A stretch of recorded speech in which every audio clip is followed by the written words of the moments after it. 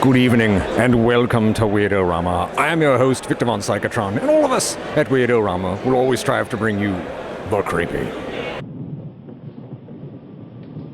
the strange, and of course the weird. Doctor, Yes, John.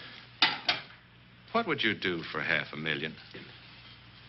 Anything short of murder. Tonight we have a Vincent Price classic for you, The Bat. So, lock all of your doors and windows, turn off all of your lights, sit back, have a cup of tea, and enjoy tonight's film, The Bat. But first, a cartoon and a short film. And now stand by for adventure. 3, 2, 1. In the exciting story of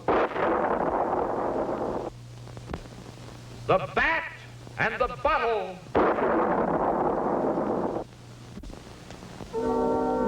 Colonel Bleep and the High Command review the grim reports once more. 4 flying saucers from Venus lost in collision with a giant space bird. 6 Martian cruisers wrecked in a headlong plunge into a swirling sea of liquid air.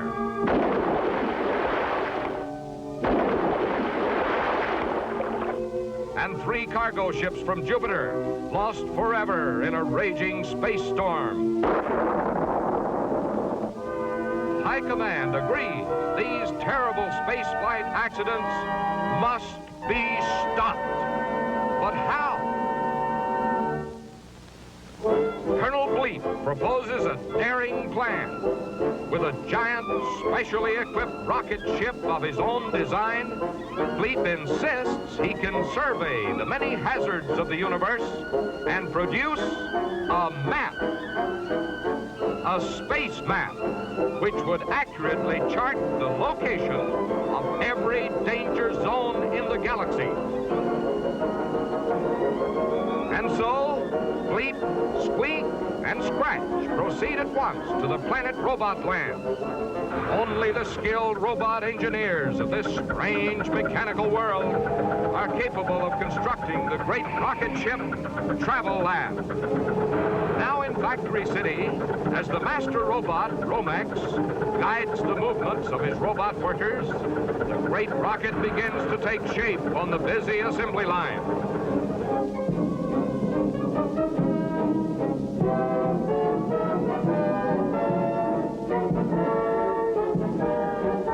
At last, the fabulous traveling laboratory is ready to blast off on its first flight at dawn tomorrow.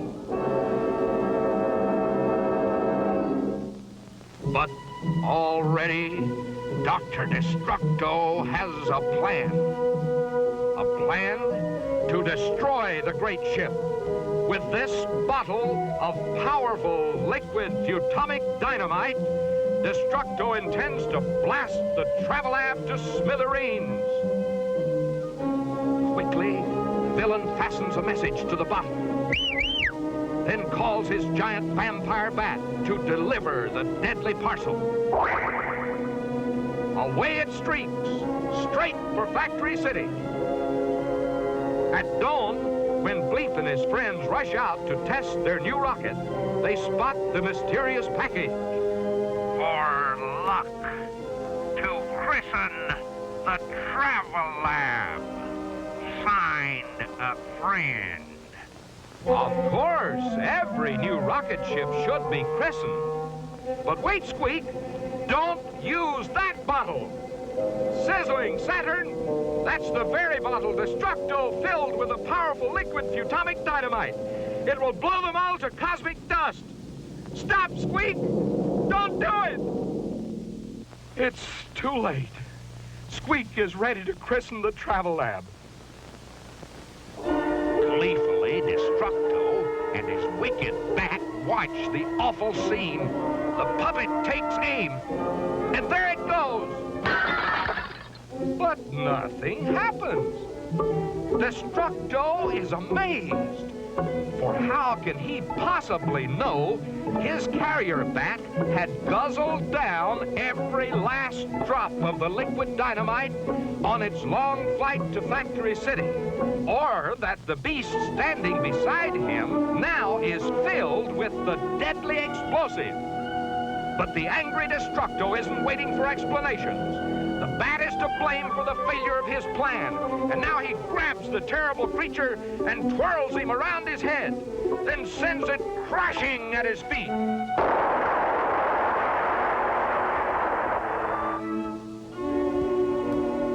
Yes, the Travel Lab rocket was saved.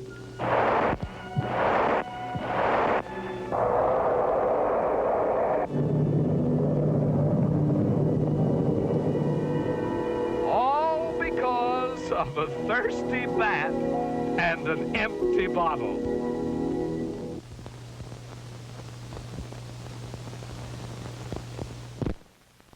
San Antonio is an inconspicuous opening in the earth. For unknown decades, perhaps centuries, Bracken Cave has been the natural hideout of a dark winged army, which each year in the dead of night invades the land from Mexico.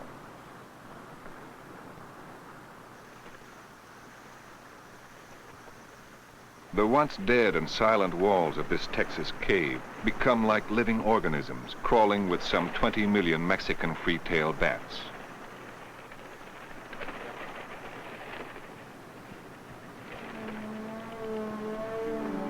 Out of this natural womb in the body of the earth pours life, for Bracken is called a maternity cave.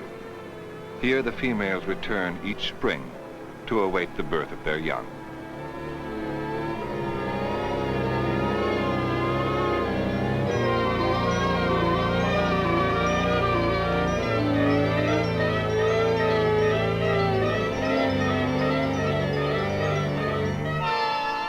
At dusk, bats by the millions burst from the cave in quest of food, a gathering storm of living things.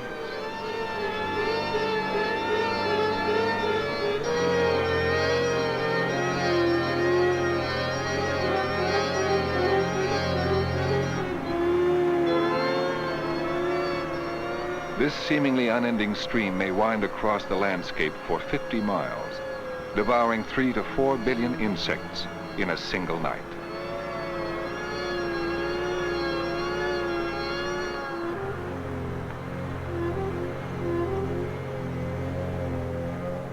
The bat's mysterious ability to find its way unerringly through starless skies has given rise to research by modern science. With the development of sensitive sound detection gear, the breakthrough came in the late 1930s. Robert Galambos proved that bats can hear ultrasonic sounds. Galambos was part of a two-man team of Harvard students. His companion, Donald Griffin, had discovered earlier that bats emit sounds beyond the range of human hearing. In further experiments, they released test animals to prove that the bats could guide themselves between a series of wires solely by echoes bouncing off the obstacles, the echoes of their own cries. The bat's use of sound was so distinct from other types of perception that Griffin coined the word echolocation. For millions of years, the bat had navigated using a principle man did not invent until the 20th century: sonar. After 3 decades, science is still trying to piece together the complex puzzle of the bat's sophisticated sonar system.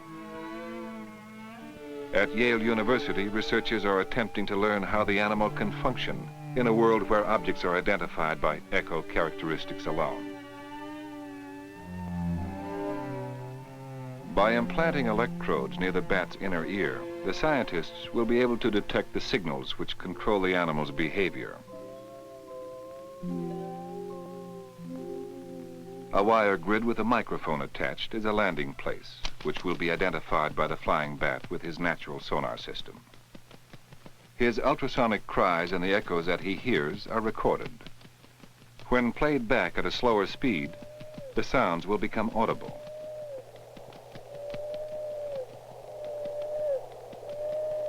Someday scientists may decipher the secret code of the bat and learn how he finds in echoes an accurate picture of the world around him.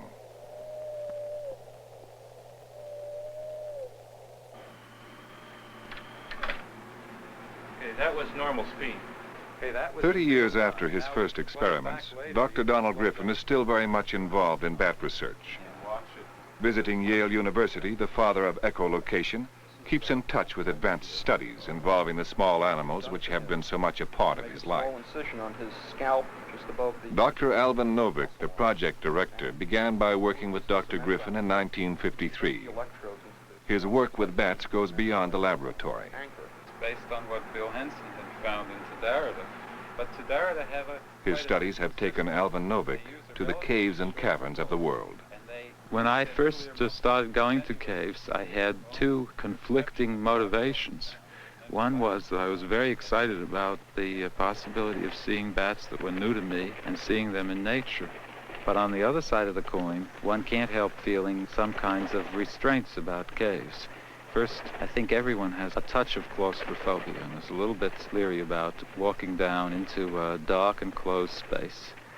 Secondly, you're overwhelmed rapidly by the smell and the appearance of guano and the enormous insect population on the floor.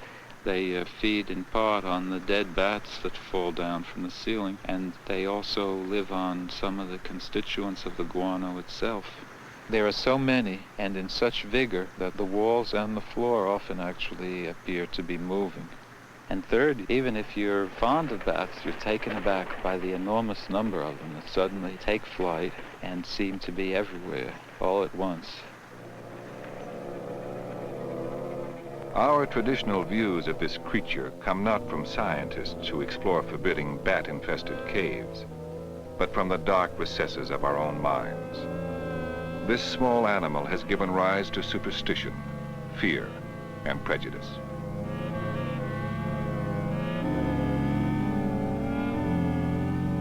Most are harmless insect eaters who help save the farmers' crops. Some, like Artibius of the American tropics, feed on fruit, carrying off seeds. Others pollinate flowers. Old wives' tales notwithstanding, no bats are blind. They are not attracted to ladies' hair.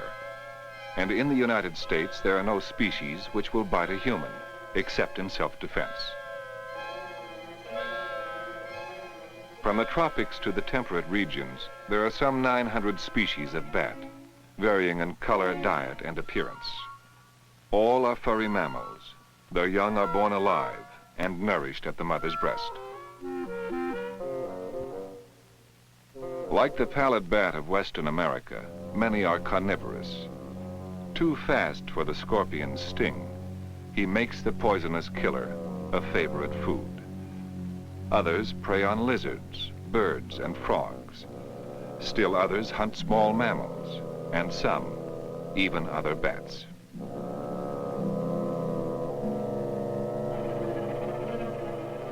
In the unusually large, sharp claws of a tropical bat called Noctilio lies part of the secret of its skill as a hunter. Nicknamed the fishing bat, its sensitive sonar can echolocate a ripple on the surface of a stream or lake. The signals he sends and receives can distinguish between a fish and a floating leaf.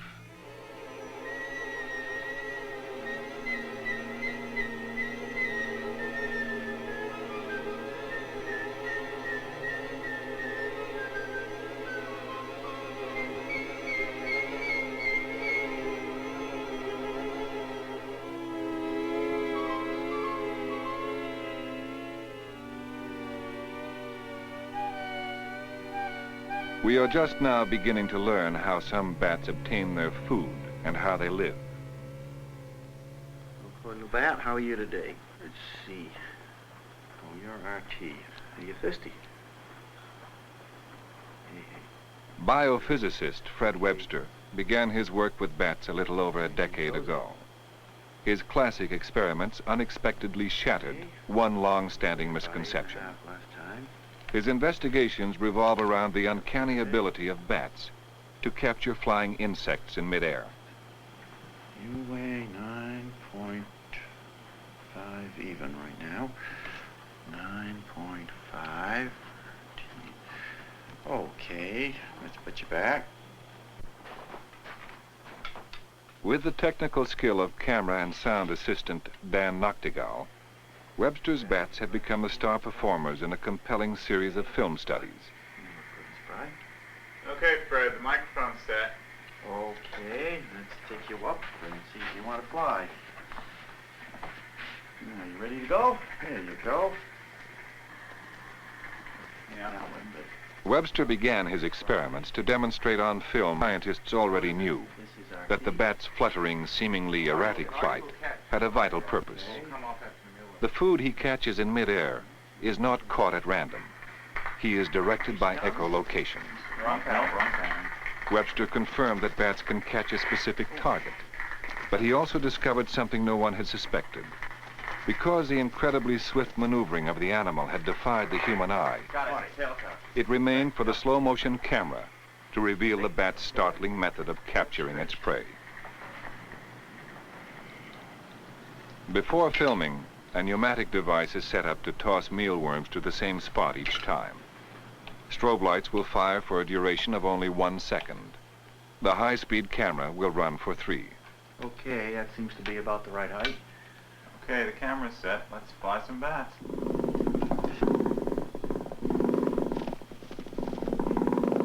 Okay, now let's get in. That's pretty good. Once more, see if you're right now. Okay, the pattern's right. Ready?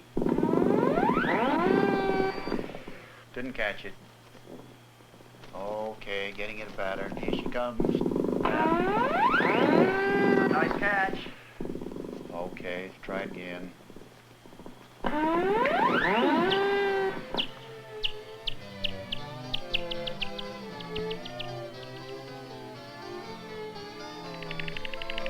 Its movement and its voice slowed down by 32 times.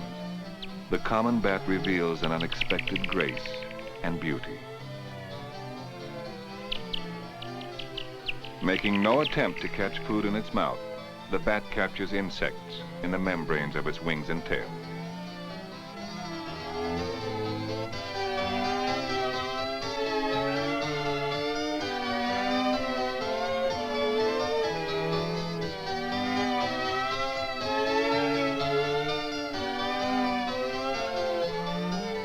And so the studies had continued, in hopes of determining how this strange creature of the night can discriminate between tiny flying objects with nothing but sound signals transmitted through the dark.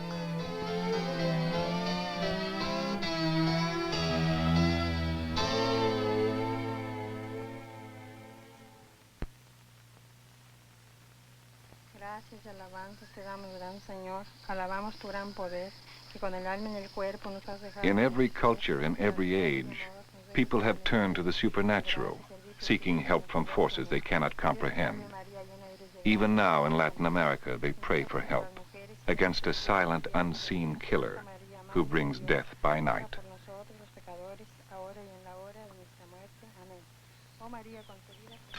The immediate victims are rarely human beings, but their lives and livelihoods are threatened as domestic cattle from Mexico to Argentina are lost to a disease that cattlemen are powerless to stop.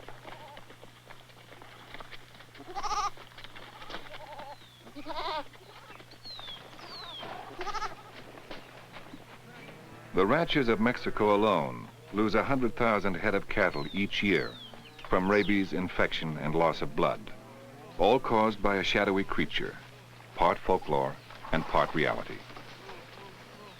In the brilliant morning sunlight, unsuspected within the herd are some already marked for death. Not all will die, but they have felt the bite of the legendary vampire bat. Into those often isolated ranches cursed by the mark of the vampire comes new hope, almost unnoticed and often greeted with skepticism.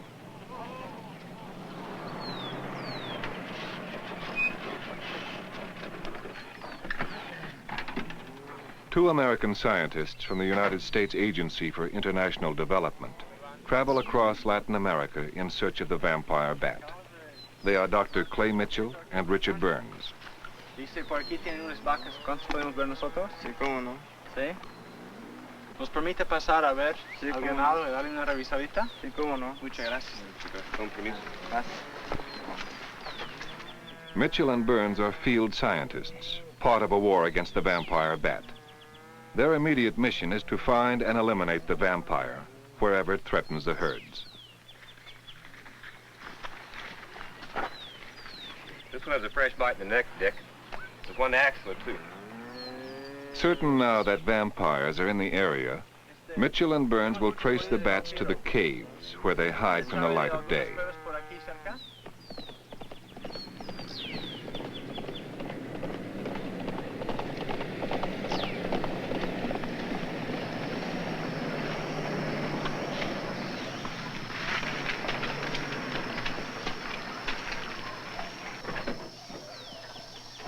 ¿Dónde está la cueva? Ahí arriba.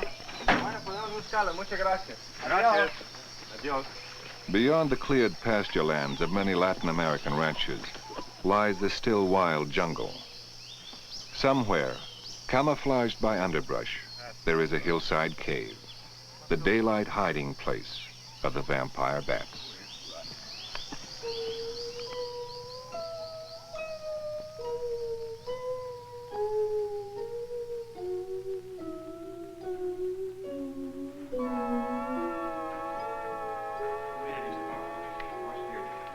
In the hollows and crannies of this cave, a great number and variety of bats may have found their dismal sanctuary. But no other species of bat will roost together with the vampire. Even among other bats, it seems to be an outcast. Fruit bats are in here. In the narrowing passageway, Mitchell and Burns find unmistakable evidence. Because the vampire exists on blood, its droppings are like tar.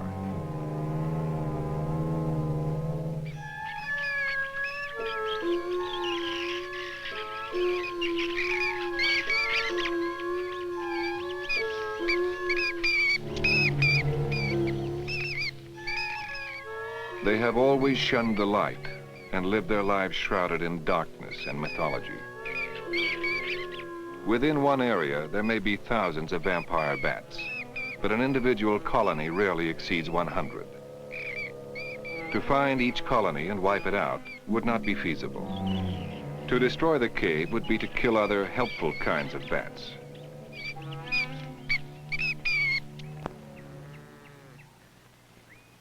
The first decisive encounter between scientist and vampire will occur in the dead of night, alongside the corral where the cattle will be penned. To capture a handful of bats, Burns and Mitchell stretch nets across the bat's natural route between the cave and the corral. Their finely woven mist nets of tough nylon threads reflect little echo for the sonar system of the bats.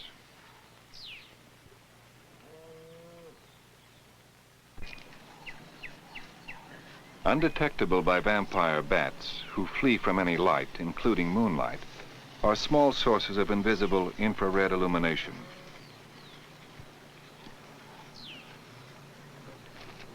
Modern technology can now convert the infrared to a green visible light. The owl eye, an image intensifier, will amplify the infrared by 20,000 times. It will penetrate the darkness and reveal the vampire bats feeding on the cattle.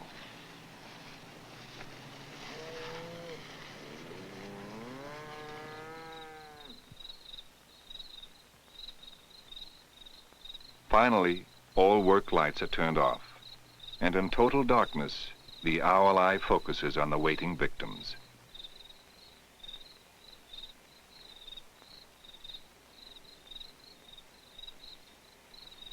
There's one flying over. Yeah, I see it. He went over or off to the left. Yeah. There's one flying over behind him. Flying all over now, there's lots of them. There's one right over there, see it? Uh-huh.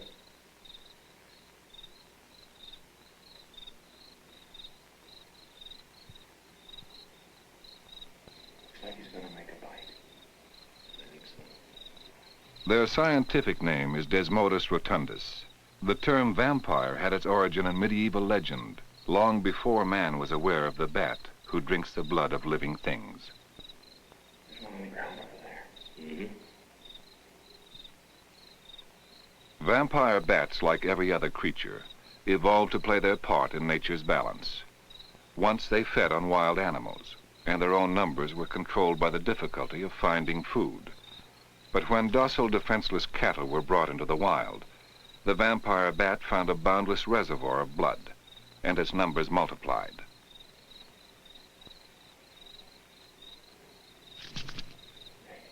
Look at that cattle fight. Yeah, slapping over their ears, trying to shake them off. The scientist's objective is not to exterminate the vampire species, but to control its numbers, to restrict it to the wild and its rightful place in nature, and to save the cattle. Looks like he's gonna bite on the tail. There's the bite.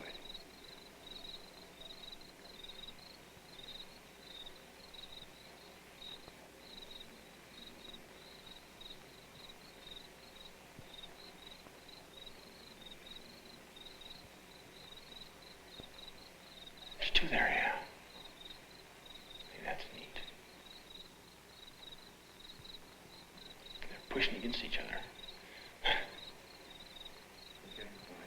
A great big cow, and they have to fight on the neck.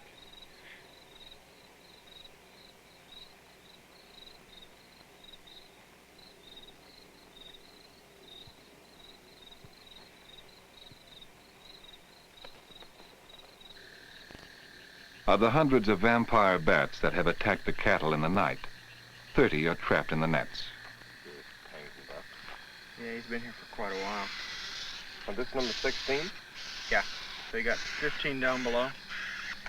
They will be scientifically treated and released to become agents of destruction among their own species. You want to treat this one? Yeah. He hasn't fed yet. He must have got caught when he was coming into the corral. Mm-hmm. Okay. Let's go see if there's any more. The glossophaga, huh? Mm-hmm. Among the captured bats, there is one who is not an enemy, but an ally of man. Well, let's let this one go. Okay. It's a good bat.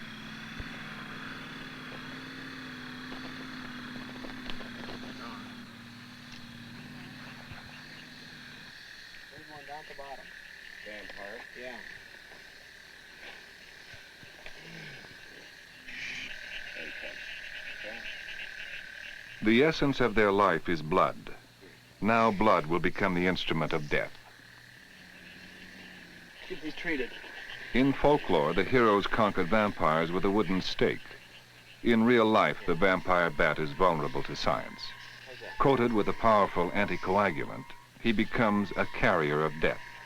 Even a small amount swallowed by a bat will cause a fatal hemorrhage. That's good. Okay, we'll release this one.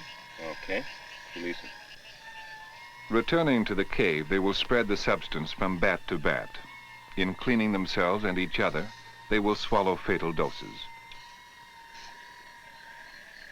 The scientists estimate that 20 or 30 will die for each one treated. Here goes another one. Yeah. The dreaded vampire bat is now a laboratory subject, hopefully the key to understanding the deadly rabies virus. No creature seems more repulsive than one who thrives on blood and lives by night. But he is neither good nor evil. He is just another creature trying to survive. And like many others, he has found his world in the darkness.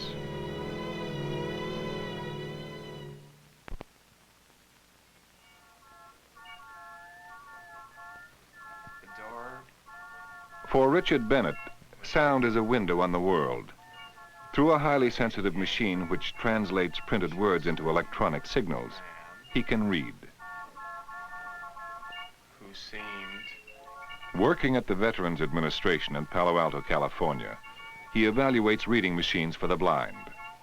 impossibly tall.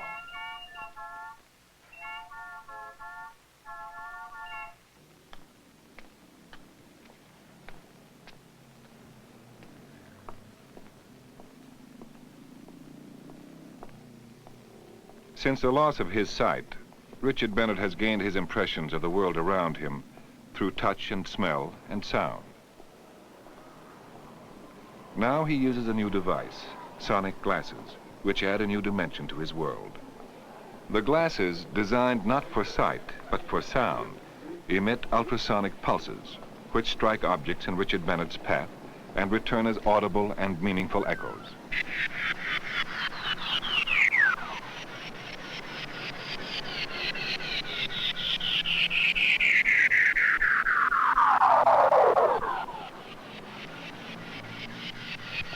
Richard Bennett has become a human parallel to the bat, echolocating as he travels, interpreting the sounds that make up a picture of his world.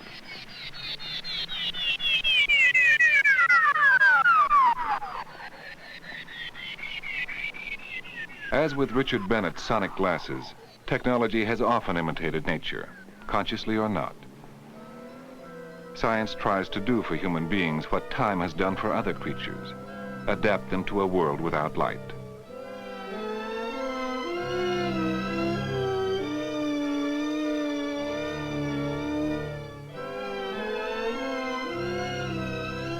The wonder is not that science and technology can help a man adjust to blindness, nor is it that man, like other creatures, has senses and instincts to help guide him through an endless night. The real wonder is that a human being, unlike any other creature, can adapt to his own through the sheer power of his intelligence and determination.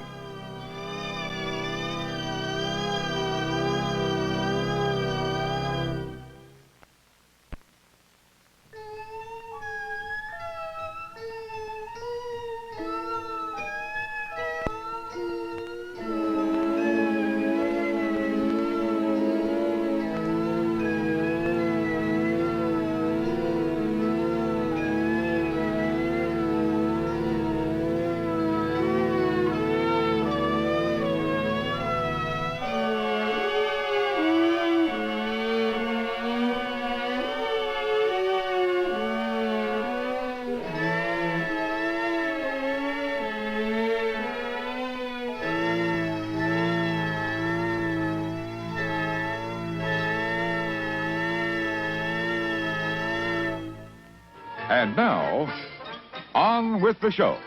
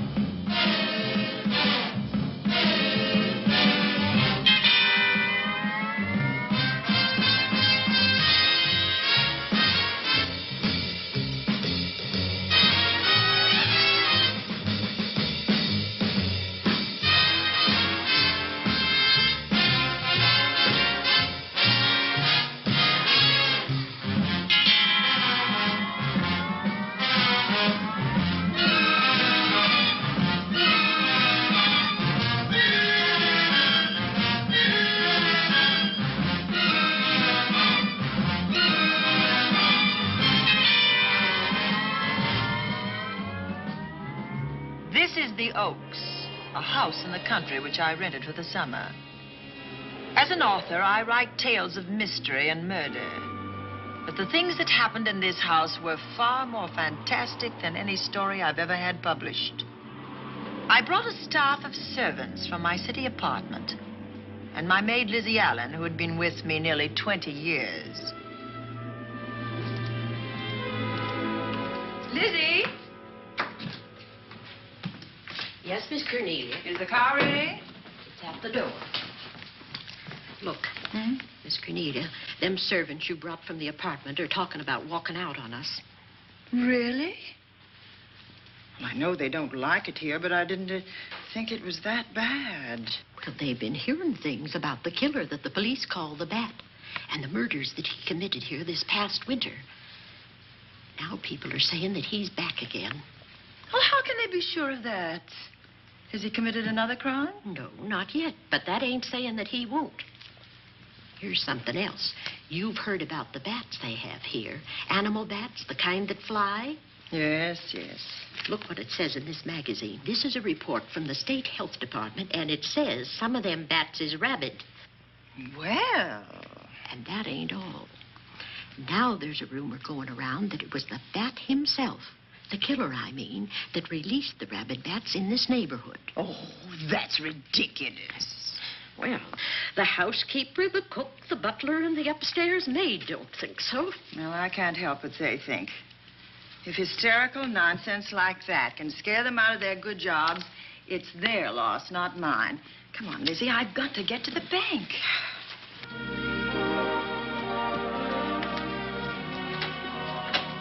Drive directly to Zenith Bank, Warner. I'm afraid we'll have to hurry. It's near closing time. I'll get you there, Miss Van Gorder.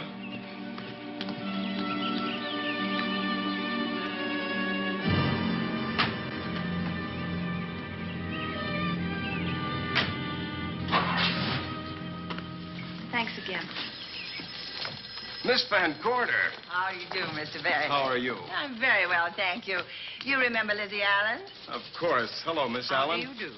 So you're spending the summer with us again? Yes, yes. I've leased the Oaks, the home of your bank president, John Fleming. I heard you had. I was surprised. Why? Is there something the matter with it? No. I was surprised because Mr. Fleming said he would never rent it. Oh? Well, I rented it from his nephew, Mark Fleming, who has the real estate office here. He said his uncle would be gone the entire summer. That's right. Mr. Fleming's in the North Woods now with his physician, Dr. Wells. Oh, pardon me. Dale, I want you to meet my wife. We were married at Christmas time. That must have been nice. Believe me, it was. Oh, here she is. Oh, dear. My How wife, do you Miss Van Gorder, Miss Allen. How do you do, Mrs. How do you Bailey? do? Cornelia Van Gorder. Yes. Oh, well, I've read every murder mystery you've ever written. I just adored that weird one, The Private Morgue of Dr. X, even though it gave me the shivers. Only the shivers? Scared hell out of me. Oh. Well, I really mean that Miss Corney killed them off in that one. When you refer to my books, please don't call me Miss Corney. Pardon me, Mr. Bailey. Mr. Hines is here to see you. Oh, yes. Excuse me, please. Don't be strangers now. No, no, I we should won't. say not. Oh, so you're a bride. Well, not quite. Not since Christmas. You know, I'm sure I've seen you. Well, I used to be my husband's secretary here in the bank. Of course I remember. May I welcome our most distinguished visitor back to Zenith? Oh, that's very charming, but, Lieutenant Anderson. Lieutenant Anderson, of course. Chief of Detectives of the Zenith Police Department. This is Miss Allen. Miss Allen. How do you do? Lieutenant Anderson is one of our favorite citizens. He's on the bank's board of directors. Not bad for a policeman. You must have made a good thing of it. Well, I saved my money, if that's what you mean. It's near closing time, and I've got some business in the safe deposit vault. Please come and see me, Mrs. Bailey. Oh, I'd love to. And you, Lieutenant. Thank you. Goodbye. Goodbye. Nice to meet you. My, what a charming woman. She moved into the Oaks just the other day. That house is a proper setting for a writer of mysteries. Oh, it certainly is. Vic, what's the matter? Come in here, both of you.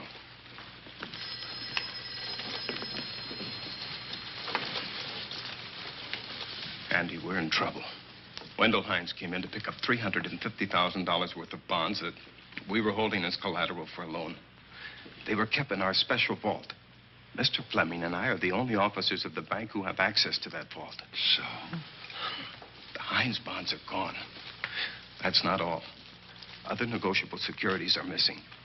From what I can gather, short of a careful check, the bank has been looted of over $1 million worth of securities. You'll have to notify Fleming. I wish I could talk to him. Unfortunately, he and Dr. Wells are deep in the woods. They can't be reached by phone.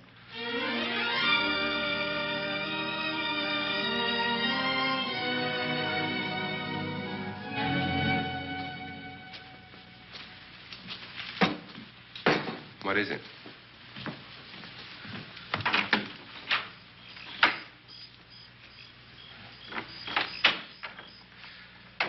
I thought I heard someone on the path coming from the lake. Had an idea it might be that guide of ours. Oh, Sam won't show up until morning. It's a 20-mile canoe trip from here to civilization.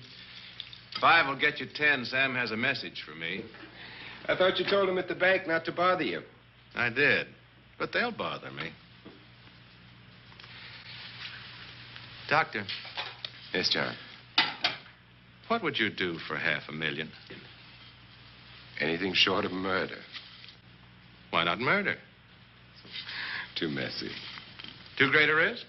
For $500,000? Yes. I pinched $1 million from the bank. Oh, I'm not kidding. I embezzled it. Not that I think you wouldn't do it if you thought you could get away with it. I got away with it. I'm not talking about currency. I took negotiable securities that could be converted into cash. I have the cash. In 10s, 20s, and 100s. Well, I'm your doctor, not your lawyer. Why tell me this? You'll find out why. Who's going to take the blame for the robbery? Bailey, the cashier. They'll never suspect me. I like Bailey. Well, so do I. I love the guy. I gave him his first chance. He has a lovely little wife. Charming girl. Was the best man. Where's the $1 million? In my family's tomb in Zenith. In the crypt with my father's casket. I don't buy that, John. No? No. You forget that I had you in charge when you were a very sick man. When you raved in delirium. And I heard you talk about a hidden room. Now, where else could you put a hidden room except in that mansion you built? That white elephant you call the Oaks. Look, everyone knows I have a bad heart. Now, who would doubt it if you wired the bank directors that my heart had failed? That I had fallen from a great height here in the woods. And that I was badly smashed up. You could ship the body back for burial and instruct them not to open the casket due to the condition of its contents. Well, you realize, of course, that we'd have to have a body to put in that casket, which means that we'd have to deal with an undertaker at this end. Of course. Well, where do we get a body? Couldn't we provide one of our own? How about Sam? Sam, our guide? Sam weighs about as much as I do. He's practically a hermit. He wouldn't be missed for a long time. The local undertaker would know him. Not if we made him look as if he'd been in a serious accident. But if Bailey's going to take the blame, why'd he have to do this? A jury might acquit him. In that case, I'd be a logical suspect. I could disappear, of course, but it's safer if they think I'm dead.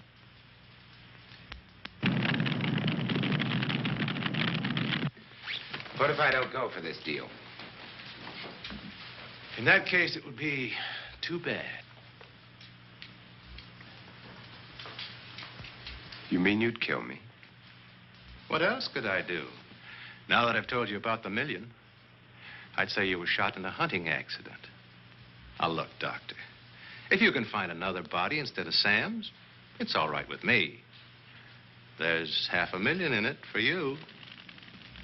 I'll do my best. I smell smoke. So do I. What's that noise? Look, Doctor. The woods are on fire.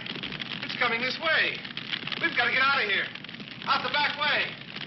We will. As soon as I provide that body we were talking about.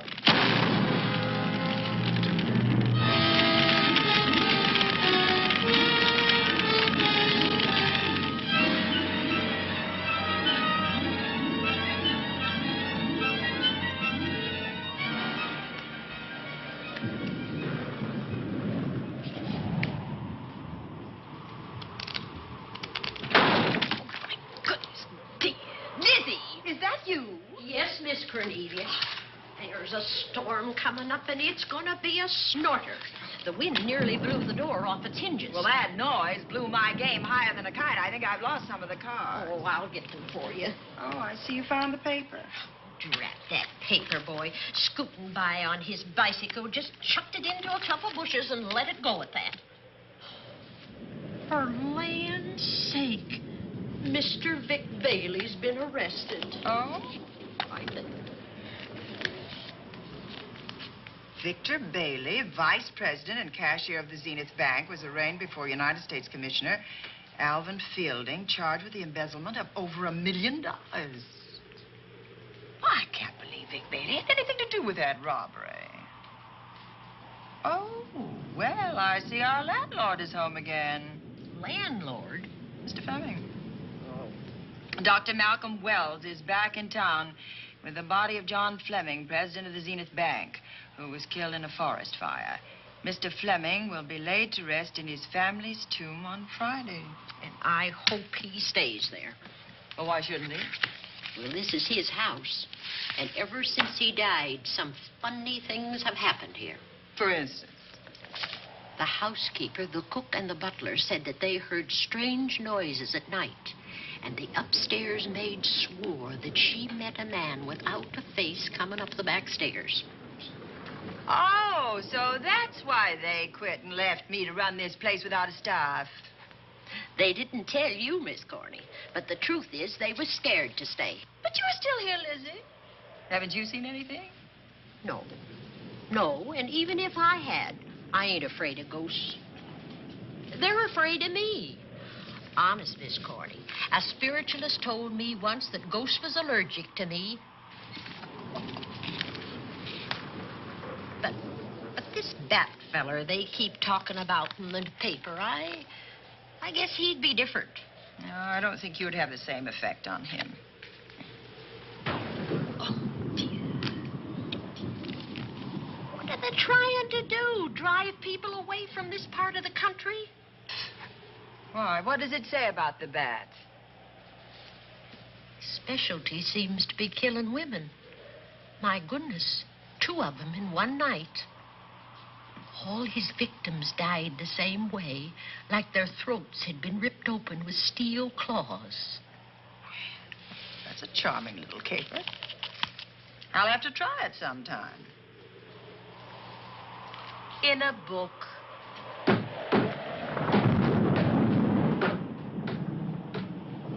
That ain't nothing, just something bumping against the house.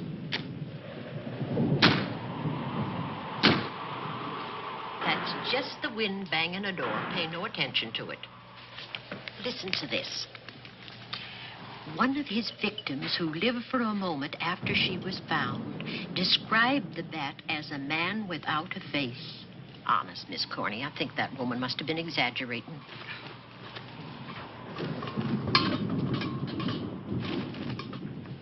That's just that heavy tapestry at the top of the stairs. I know. I've heard it before on a windy night. That sounds as if there was someone on the stairs. I know there isn't. At least there shouldn't be. There ain't. Them's just the noises you hear in any old house on a windy night. It says here that the bat never leaves no fingerprints. That's understandable. Having no face, he probably has no fingers either. Lizzie!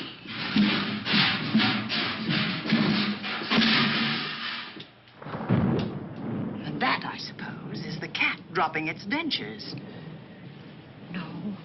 No, I don't think so.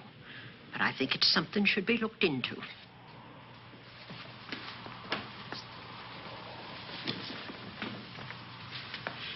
Now, who chucked him down here?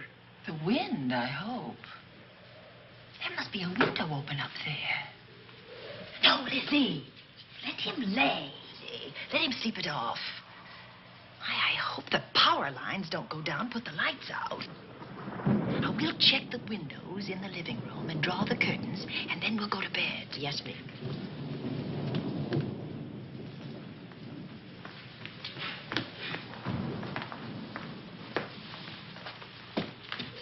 I won't be a minute.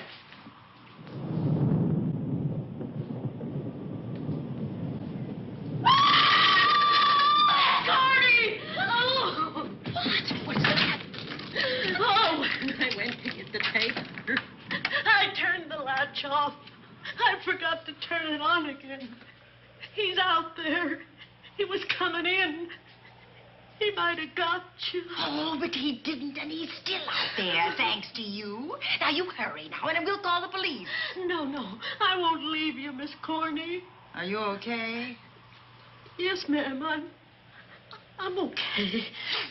Okay.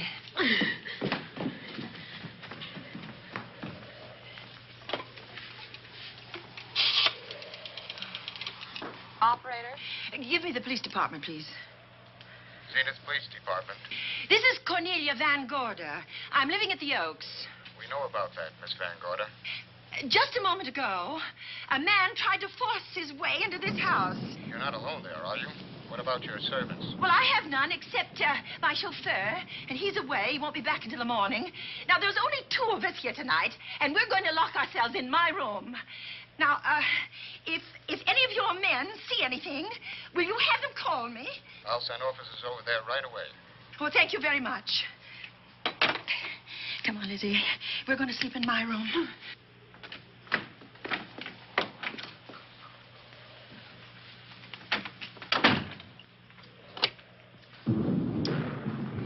Well, nothing can get at us in this room now, I think. This door seems good and solid. Like the door to a tomb.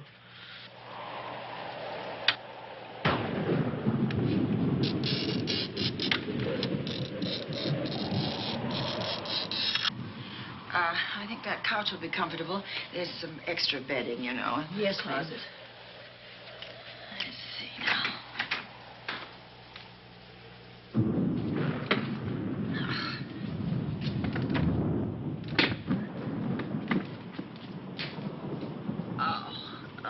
Huh? No bolt. Well, that's not so good.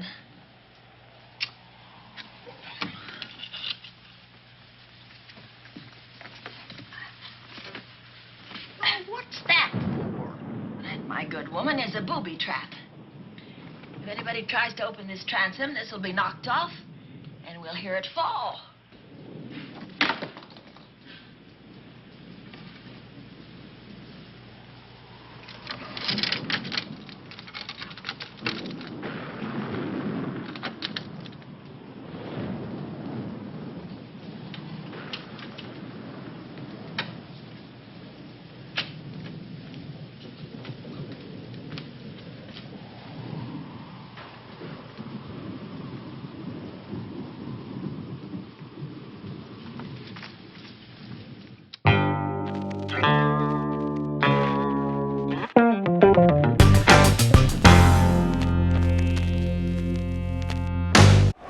Hello there. Time for 2 truths and a lie, in which I will tell you 2 truths and 1 lie about this film. You must guess the lie. First, this was adapted from a very popular stage play in the 1940s.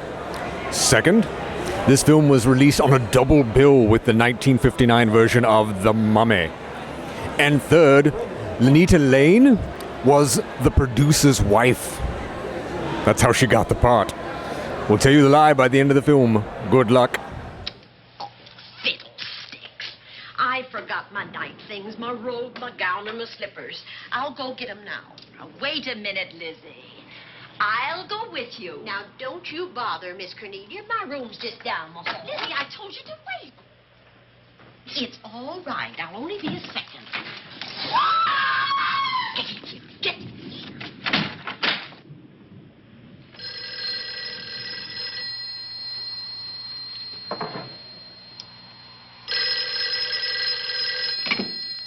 Yes? Miss Van Gorder? Yes? Zenith Police Department. There's a police car just outside your house, and the officers in it have reported that there's no sign of a prowler anywhere on the grounds. Well, the man's inside now. He's in the hall, just outside my bedroom. Have your men break through the kitchen door and search this place from top to bottom. Okay, Miss Van Gorder. Sit tight. I will. I have a gun, and I know how to use it.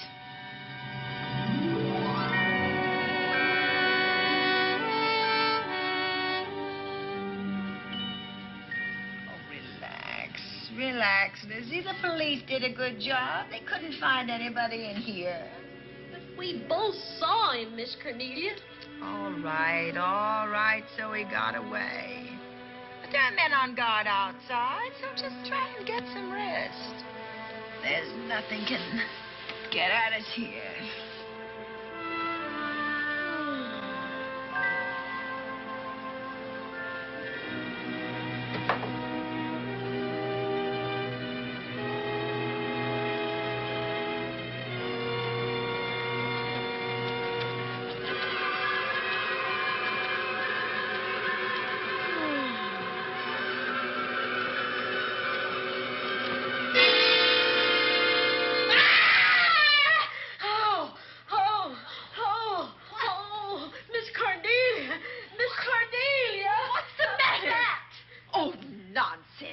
had a nightmare. Maybe I did. But there was a bat in it, and it bit me. And it flew in that closet. Oh, good gracious, Lizzie, you're right. Oh.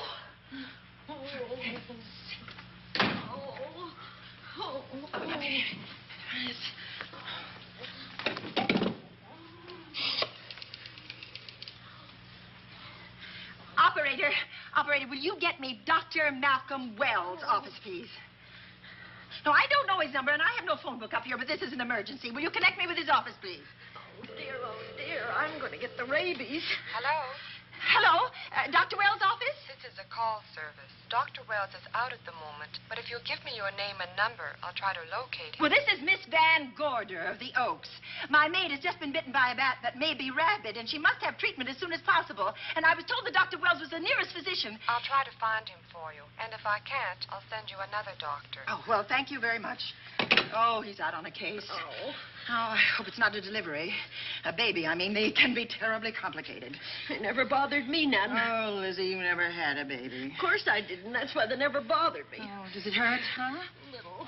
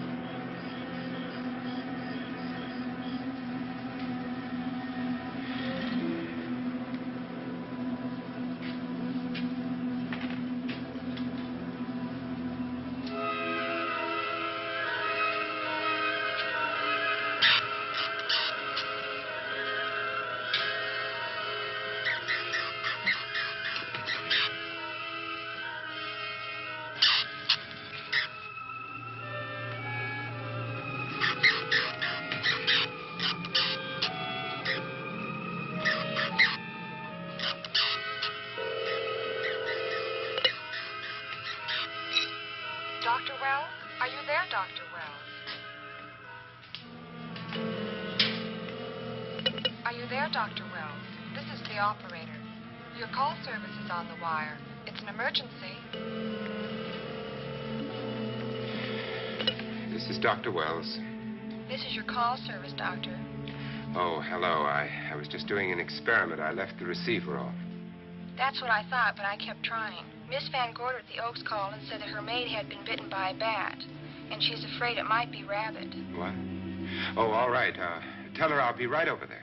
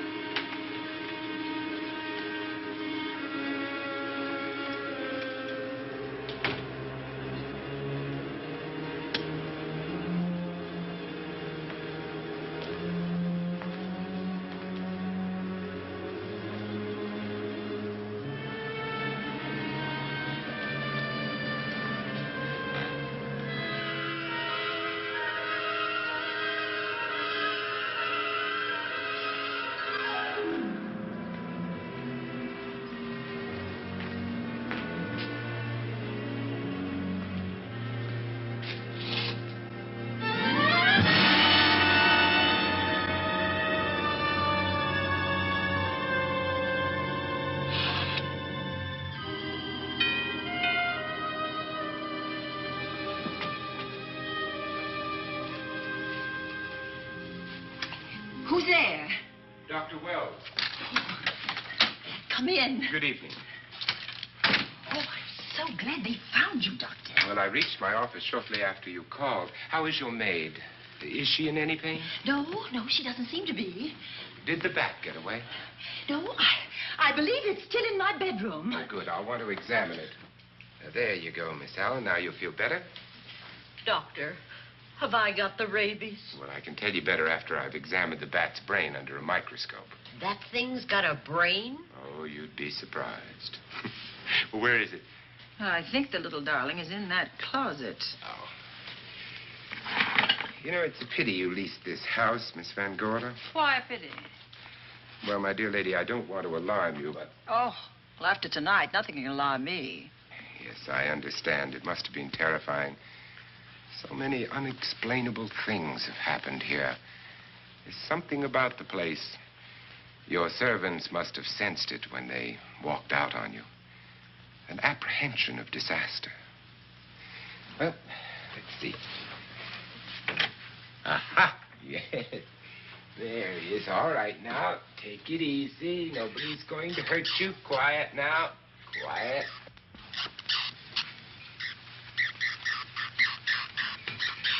And he looks quite normal. Doesn't seem to be sick at all.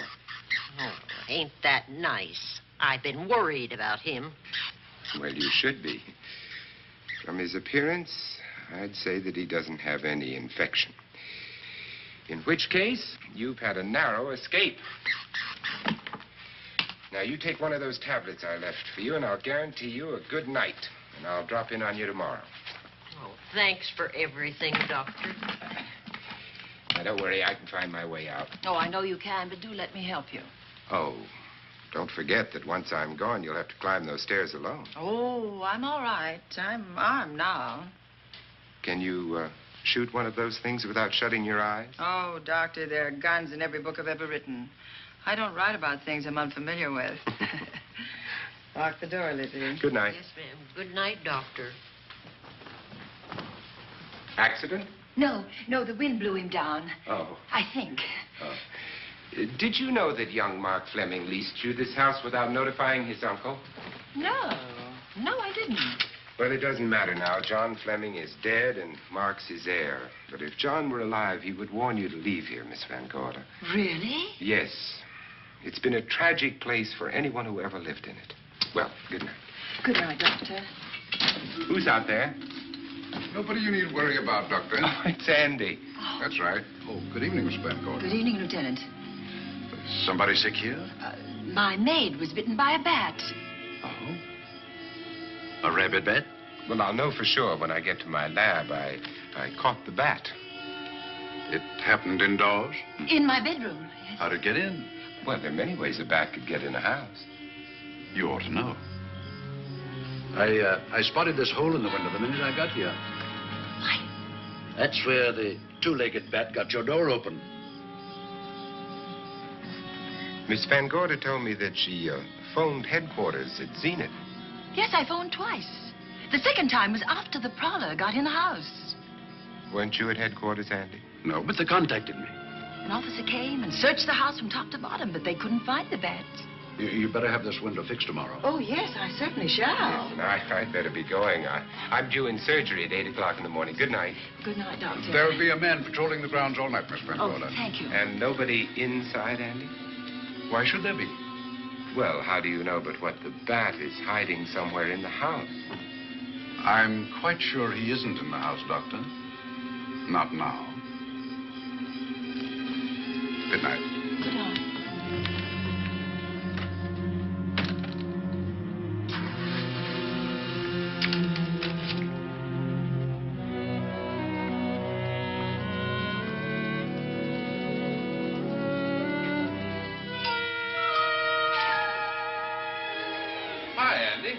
Hello, Mark. Well, congratulations.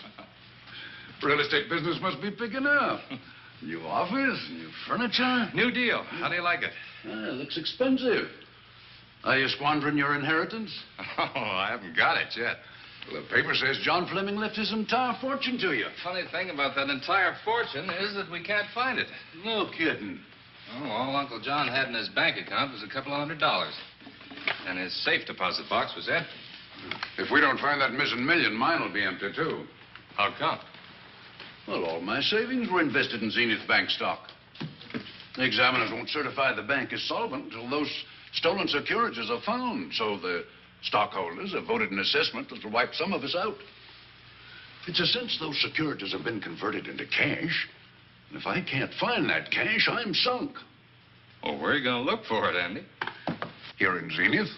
Your uncle wouldn't take $1 million on a hunting trip, would he? You suspect Uncle John?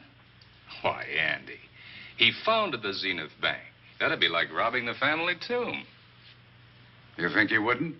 Well, besides, Vic Bailey's fingerprints are all over the vault.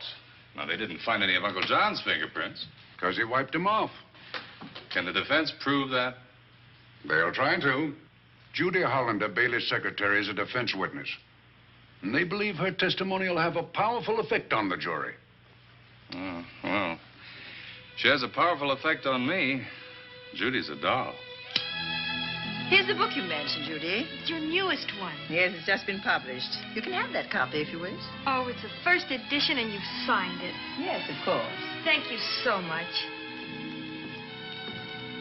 May I serve tea now, Miss Van Gorder? Yes, please do, Warner. Thank you.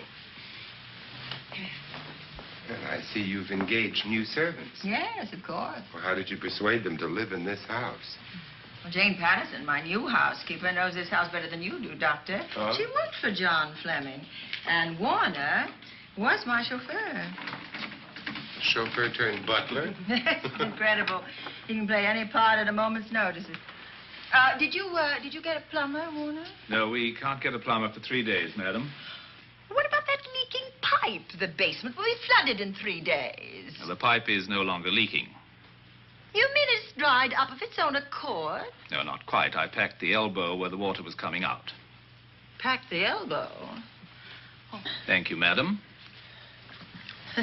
Now, there's a character. How long did you say that he worked for you as chauffeur? About 3 months. Well, I hope he doesn't have a police record. My dear Dale, it may interest you to know that the last night of his life, John Fleming told me that he loved your husband like a son. If Fleming were alive today, he would be fighting to prove Vic's innocence. Could Mr. Fleming prove his own innocence? Miss Van Gorder, can there be any doubt about it? There will be when Miss Hollander testifies at Vic's trial. Oh? You know something that we haven't heard yet, Judy? Something I saw with my own eyes. She's not permitted to say what it was. My dear girl, I wouldn't think of asking her. But let's assume for a moment that Fleming did steal the $1 million. Now, what would he do about it? Where is it? Hidden someplace where he could lay his hands on it without getting caught in the act. Now, if I was writing this, instead of living in the middle of it, I'd hide it right here in this spooky old house. Under a loose floorboard or up a chimney? If Mr. Fleming had the nerve to steal $1 million, he'd make his plans well in advance. I'd say he'd prepare a place to hide it. Possibly when this house was being built. Now, I rented this place from Mark Fleming, his nephew. I wonder if he'd have the floor plans. I'll ask him. Yes. Lizzie, will you bring Mrs. Bailey the phone? Oh, you ask him now. His number is Summit 7537. Oh, thank you, Lizzie. Summit 7537. Not bad, eh, Andy? That means new business. Now, you see, somebody wants to buy a house. Mark Fleming speaking. Oh, hello, Dale. Well, hang on a minute, honey, while I see if I have him. It's Dale Bailey, all excited. Miss Van Gorder wants to know if I have the floor plans of the Oaks. Now, what would she want with the floor plans? Well, she suggested to me that your uncle might have hidden the bank loot there. Are the plans here? Well, they're somewhere in the house itself. Wait a minute, there is a place where Uncle Johnny might have kept those blueprints. What place? Well, I heard him talk about it a good many years ago. I can't be sure of the exact location. Anyway, I don't think the old boy had the guts to steal $1 million. But if I find those plans, I'll let you know, Andy. Hello, Dale. Look, honey, I haven't seen those plans since I was a kid, but I'll come over tonight and maybe we can find them. Thank you, Mark. We'll expect you. He seems to think they're here in the house somewhere. He's coming over tonight. Well, that's good. Dale and Judy are my house guests for the weekend. Would you like to have dinner with us tonight? Oh, no, thank you. I couldn't. I still have a few calls to make. You know, if Judy's testimony is going to clear Vic Bailey and implicate John Fleming, others may get the idea that there's buried treasure in this house. Don't even mention your testimony until you're actually on the stand. Oh, I won't. That's a smart girl, Judy, and a very lovely girl. Well, good afternoon, ladies. Goodbye, Doctor. Dr. Wills. Come on, girls, let's go.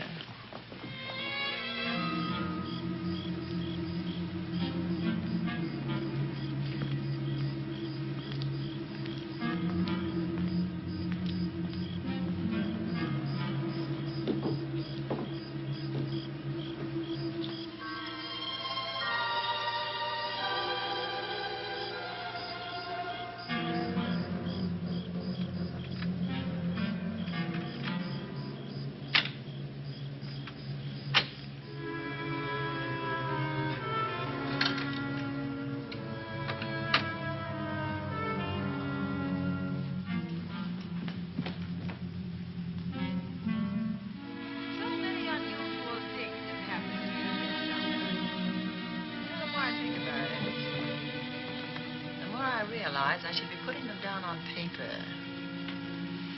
Weren't you your husband's secretary, Dale? Yes, I was. Do you take shorthand? Mm-hmm. Well, my dear, if you'd like to have your mind occupied, I want you to work with me while I write the story of this fantastic criminal, the Bat.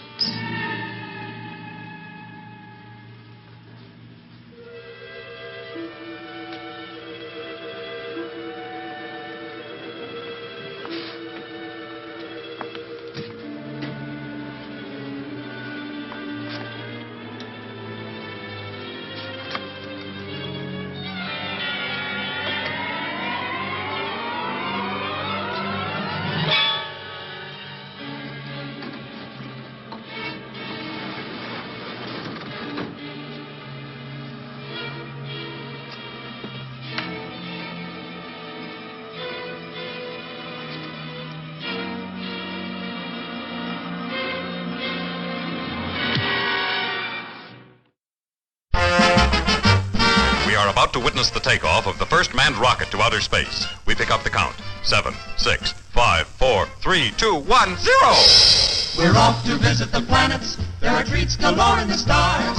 Venus is loaded with candy, and ice cream is found upon Mars. The soda pump's fizzing on Saturn. When you're thirsty, it sure hits the spot. And Jupiter's really jumping with popcorn that's buttered and hot. But the best of them all is the planet where all of these treats are at hand. And that is the spot we now head for, our theater refreshment stand. 5, 4, 3, 2, 1.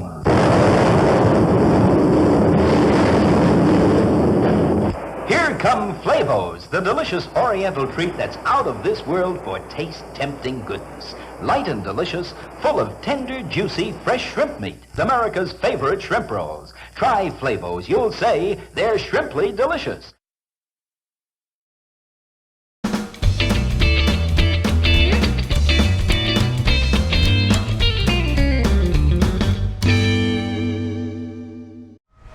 Hello there. Time for some words about some of the cast and crew of tonight's film, The Bat, with Vincent Price. And let's start with him. I mean, why not? He's a legend. He's in so many excellent films. House on Haunted Hill, which I've hosted. House of Wax. All of those excellent Edgar Allan Poe films he did with Roger Corman, like Mask of the Red Death and Tomb of the Gier, and so many classics. And television appearances. The man's a legend. What more can you say? Speaking of legends, Agnes Moorehead is in this film. You will recognize her, of course, as Endora from Bewitched, for which she received 6 Emmy nominations. And she also received Oscar nominations for Hush Hush, Sweet Charlotte, She got a Golden Globe for her role in that. She was also nominated for Johnny Belinda. She got a Golden Globe win for Mrs. Parkington for her role in that. She was in The Magnificent Ambersons by Orson Welles, no less. Gavin Gordon plays Lieutenant Andy Anderson, and he was in Bride of Frankenstein, Mystery of the Wax Museum as well. Crane Wilbur was the writer and director of this film. He wrote House of Wax, again with Vincent Price. He also wrote The Amazing Mr. X and The Invisible Menace. John Sutton, he plays Warner the chauffeur. He was in The Invisible Man Returns and The Return of the Fly. Lanita Lane, she plays Lizzie. This was her last film. She was also in The Mad Magician. Darla Hood plays Judy. Yes, that is Darla Hood from The Little Rascals, or Our Gang. This was her last film role. John Bryant plays Clark. He was in many episodes of The Virginian. If you watched that show, you might have recognized him from that. Robert Williams, he plays Detective Davenport. And he was in Hang 'em High with Clint Eastwood, a lot of episodes of the Hazel television show, the Dennis the Menace television show. The cinematographer of this film is Joseph Birouk, and he did cinematography on Escape from the Planet of the Apes, The Adventures of Superman television show, the Superman film from the 1970s. He won an Oscar for his work on The Towering Inferno. He was Oscar nominated for Hush Hush, Sweet Charlotte with Agnes Moorehead. He did Flight to the Phoenix, The Amazing Colossal Man, Red Planet Mars, It's a Wonderful Life, many excellent and fun films. William Austin is the editor. He was Oscar nominated for a film he edited called Flat Top, not about the Dick Tracy villain, unfortunately. And he also edited Panic in Year Zero. I've hosted the trailer for that. Augie Lohman did the special effects for this film, and he did special effects work on Soylent Green, Barbarella, The Last Voyage. He was Oscar nominated for that, Monster That Challenged the World, and many other excellent films. So we hope you are enjoying the film. We'll get right back to it after this word from our sponsor. See the dynamic duo dangle from new heights of danger. Careful, Robin. It's quite a drop. See them batter their way through new backbenches with old friends. Correction teams. Holy dark canyon. I'm not just pussyfooting around this time, Batman. Week after week, the Cape Crusader copes with the tricky traps of vicious villains. Will the time arrive when the Cape crime fighters come too close to the jaws of death? Holy metronome. What a feat. Punch in the player piano roll. Meet their wild, weird new adversaries, the archest criminals of all time. Wonderful dinner. Thank you. It's really nice. Good dinner, Lizzie. As usual. Wonderful. Oh, what a lovely piece of silver. It's an original, isn't it? Yes, they still use them in England for buffet breakfasts. Hot water in the bottom. Your kippers hot, your sausages, your scrambled eggs. Interesting. It's very useful. Really nice.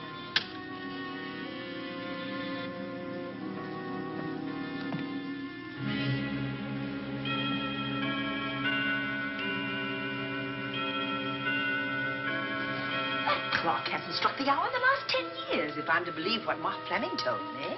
Why is it angled away from the wall like that? I don't know. Somebody must have moved it. Lizzie, very likely when she was dusting. Wait a minute.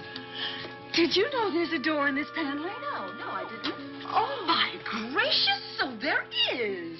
Maybe it opens to a secret passage. Oh, certainly to a secret something. Who knows, girls? We'll be about to stumble on that missing million. Oh, panel. There's a panel. There must be some gimmick to it. There always is. It moves. It moves. It moves. Oh.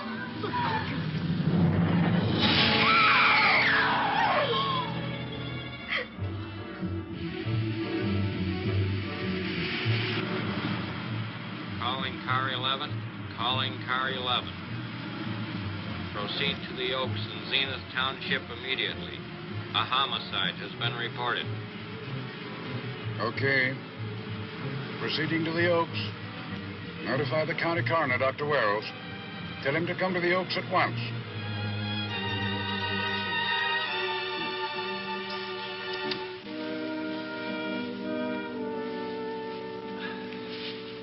Horrible. As if his throat has been torn by some creature with fangs or claws. That's his sign. We found it on the others he killed. I'd hoped those reports that he was up to his old tricks again were pure imagination, but apparently they're based on fact. He's come back. Back to the scene of his kills. Yes, that's who I mean. That's who did this. The Bat. Who found Mark? We all did. And it's Dale and Judy and I.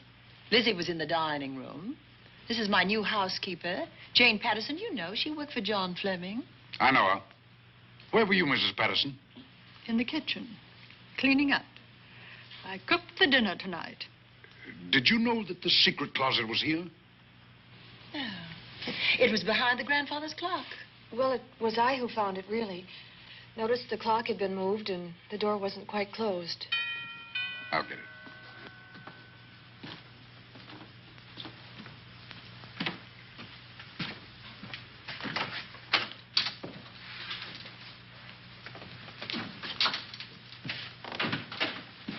Who is it?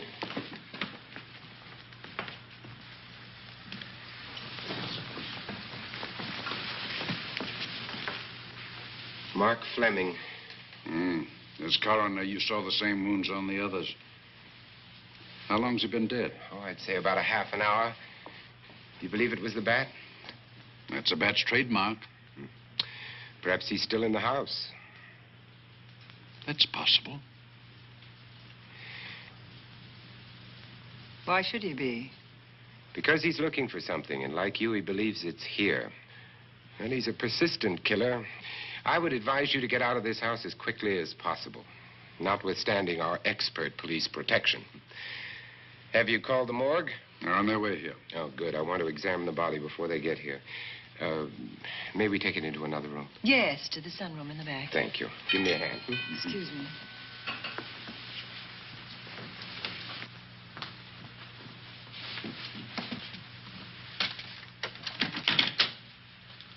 Oh, Warner, where have you been?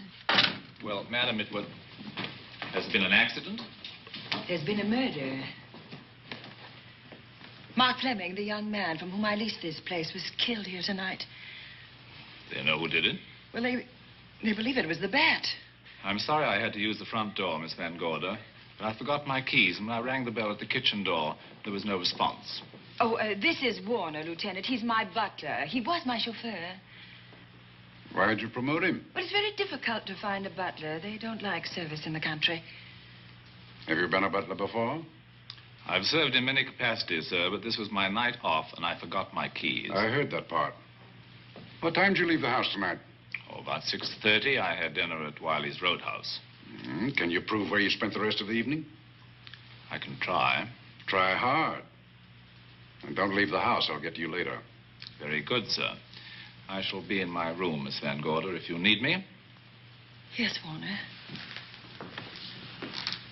Surely you don't think he's... Warren and I've met before. I can't recall where or when, but I will.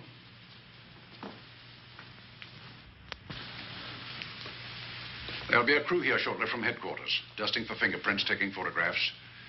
But in the meantime, Mrs. Patterson, you aren't leaving the house tonight, are you? No, Lieutenant. Don't. I'll talk to you in the morning. Good night. Good night, sir. Good night, Miss Van Gorder. Dale, I was with Mark Fleming this afternoon when you talked to him about the floor plans of this house. I heard him tell you he was coming here tonight. Dale called him at my request. She told me he was coming. Who else heard her tell you that? Judy, Lizzie. And that nice Dr. Wells. Dr. Wells. There are a few killers who kill for the fun of it. The Bat very likely is a mental case, and I'm convinced that his crimes are motivated by his mania for personal gain. There's $1 million at large, and he's going to keep on hunting for it until he lays his hands on it. Now, these young ladies are staying here tonight? Yes, they're my house guests. Well, when my crew arrives, we'll be busy for a while, so I'd suggest that we go to our rooms? That's a very good idea. Come on, girls. What about a police guard for this house tonight, Lieutenant? You've got one. I'm going to cover this place tonight from the attic to the basement. If the Bat makes another call, I'll have a little surprise for him. Who is he? Have you any idea?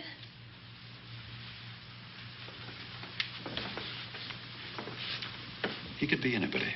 So far, there are clues to his identity, but nothing we could take before a jury. I am afraid we must look higher than the criminal world. He may be a merchant, lawyer, doctor, scientist, one of the pillars of his community. Ladies, lock your doors tonight. Stay behind them. I promise you you'll be safe. Good night. Good night, Lieutenant. Good night.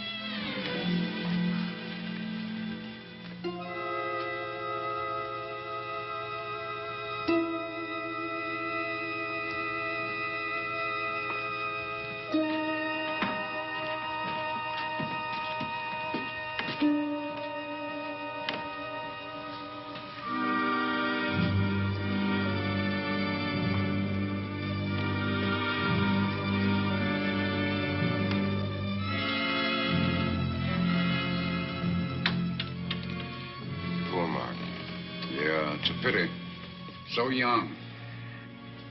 Well, Doctor, do you agree it was the Bat? In my report, I shall say the death was caused by the same technique used in the other killings. A paralyzing blow to the throat, followed by severe lacerations of the jugular, resulting in excessive hemorrhage.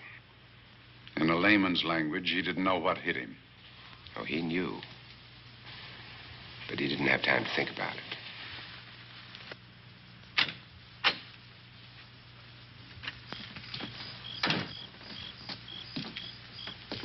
You staying here tonight, Andy? Well, until I check the doors and windows, but I'll be back bright and early in the morning.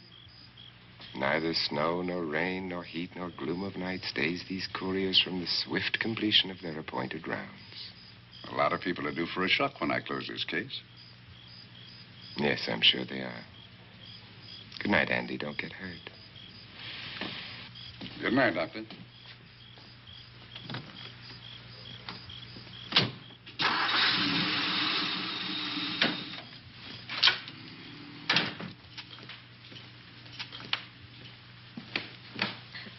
You know, I think we'd better let you get some sleep. Oh, well, Lizzie and I share this room for mutual protection.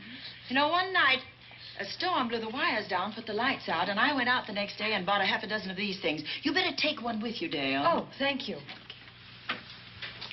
We'll go across the hall now. Are you sure there's nothing else you need? Oh, no. Quite sure. We'll be all right. Well, if anything bothers you, you just sing out, and two strong women will come to your rescue.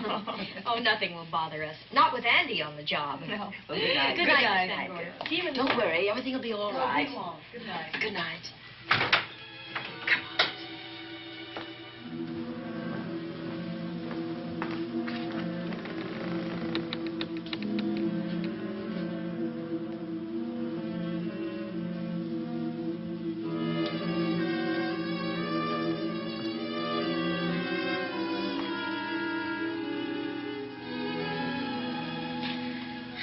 I don't think I'll sleep tonight. Me neither. All I can see is poor Mark Fleming staring at us. I thought that when people died, their eyes closed, as in sleep. Don't think about it. I'll bet you're thinking about it. No, I was thinking of my poor husband sleeping in jail tonight. Oh, Judy, I love him so much.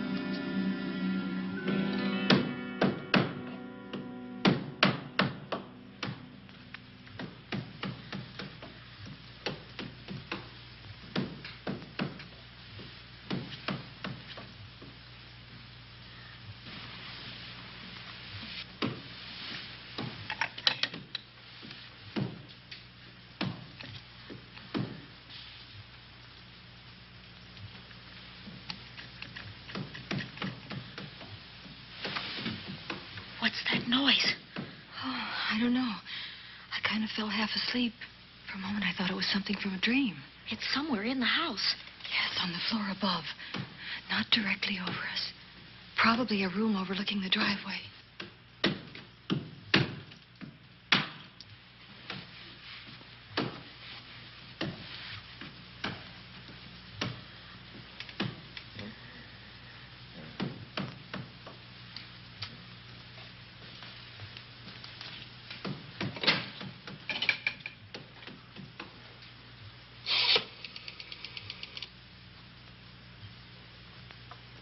Should we call Miss Van Gorder? She'll hear it. How can she help but hear it? Oh, besides, we don't want her to think we're a couple of hysterical women. Oh, I'm about to become one. Oh, I dear. had it for one night. Dale, you're not going out in that hall. I want to know what's happening up there.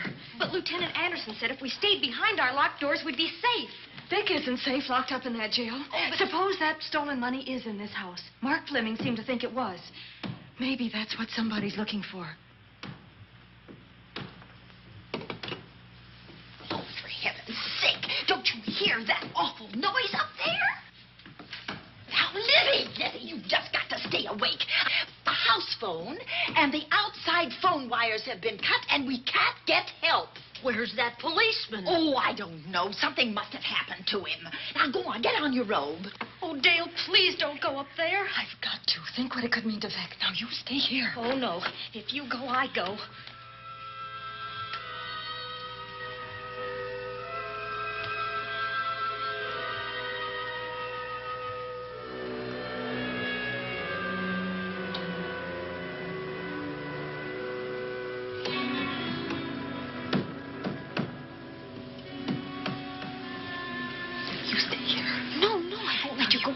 You wait here. I'm going to see what it is. Oh, please let me go with you. Judy, will you warn me if anyone comes? I'll only be a moment. Now, wait.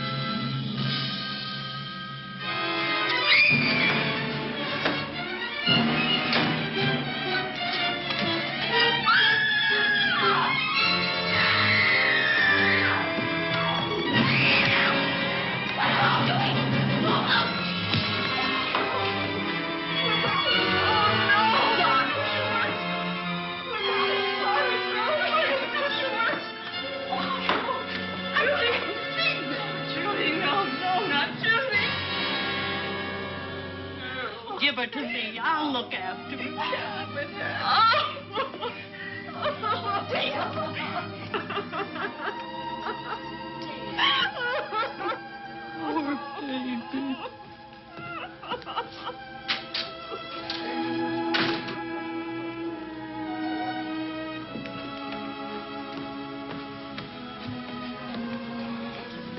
Judy.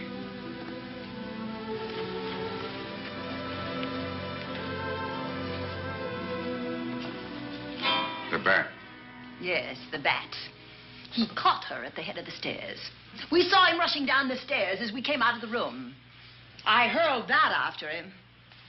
I hit him, I believe. I'm going to cover this place from attic to basement, you said. Well, what were you covering when that poor child was murdered? Where were you? I saw a man outside in the grounds. I went out there and hunted him.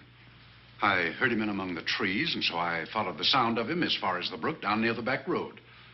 And then I lost him. I'd rather give my own life than have this happen to Judy. But I told you to stay in your rooms and lock your doors and stay there. What was she doing at the head of those stairs? That was my fault. They heard a strange noise. Heavy pounding in one of the rooms on the 3rd floor. We all heard it. I wanted to see what it was. Judy, I wish you wouldn't let me go out by myself. I made her stay on the balcony. What about your new butler? Oh, well, he's in his room, I suppose. Oh, Mrs. Patterson. Oh, yes. Did you know what happened here? No, sir, but I heard the screams. I went to call Warner. We have rooms on the same floor, but he wasn't in his room. His bed hasn't been slept in. If Mrs. Patterson heard the screams, Warner could certainly hear them. You're quite right, sir. I heard them. Oh, you did? And where were you? Outside in the grounds. Miss Holland has been murdered. No. Oh, so you're surprised. Shocked. Well, I've seen better performances. I remember you now. Your name's not Warner. I've got a circular in my office with your picture on it.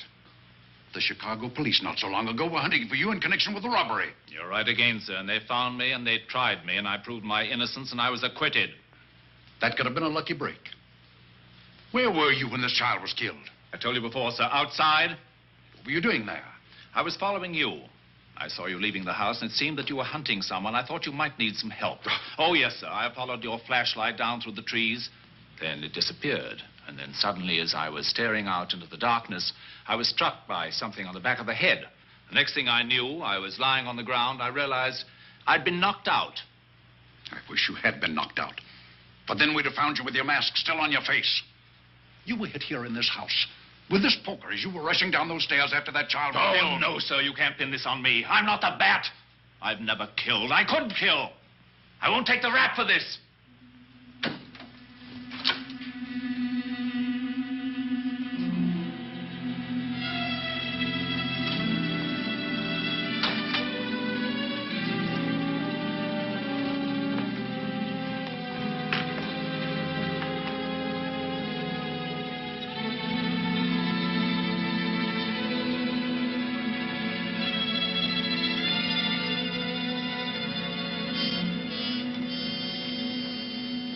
Well, Doctor, we have another case for the county coroner. You see, the bat came back. Why did you come back, Doctor? Well, I had an accident about a mile down the road. The right rear wheel of my car came off, and I plunged into the ditch. This was the nearest house, so I came here to call for help. I thought I'd find you around, Andy. Physician, heal thyself.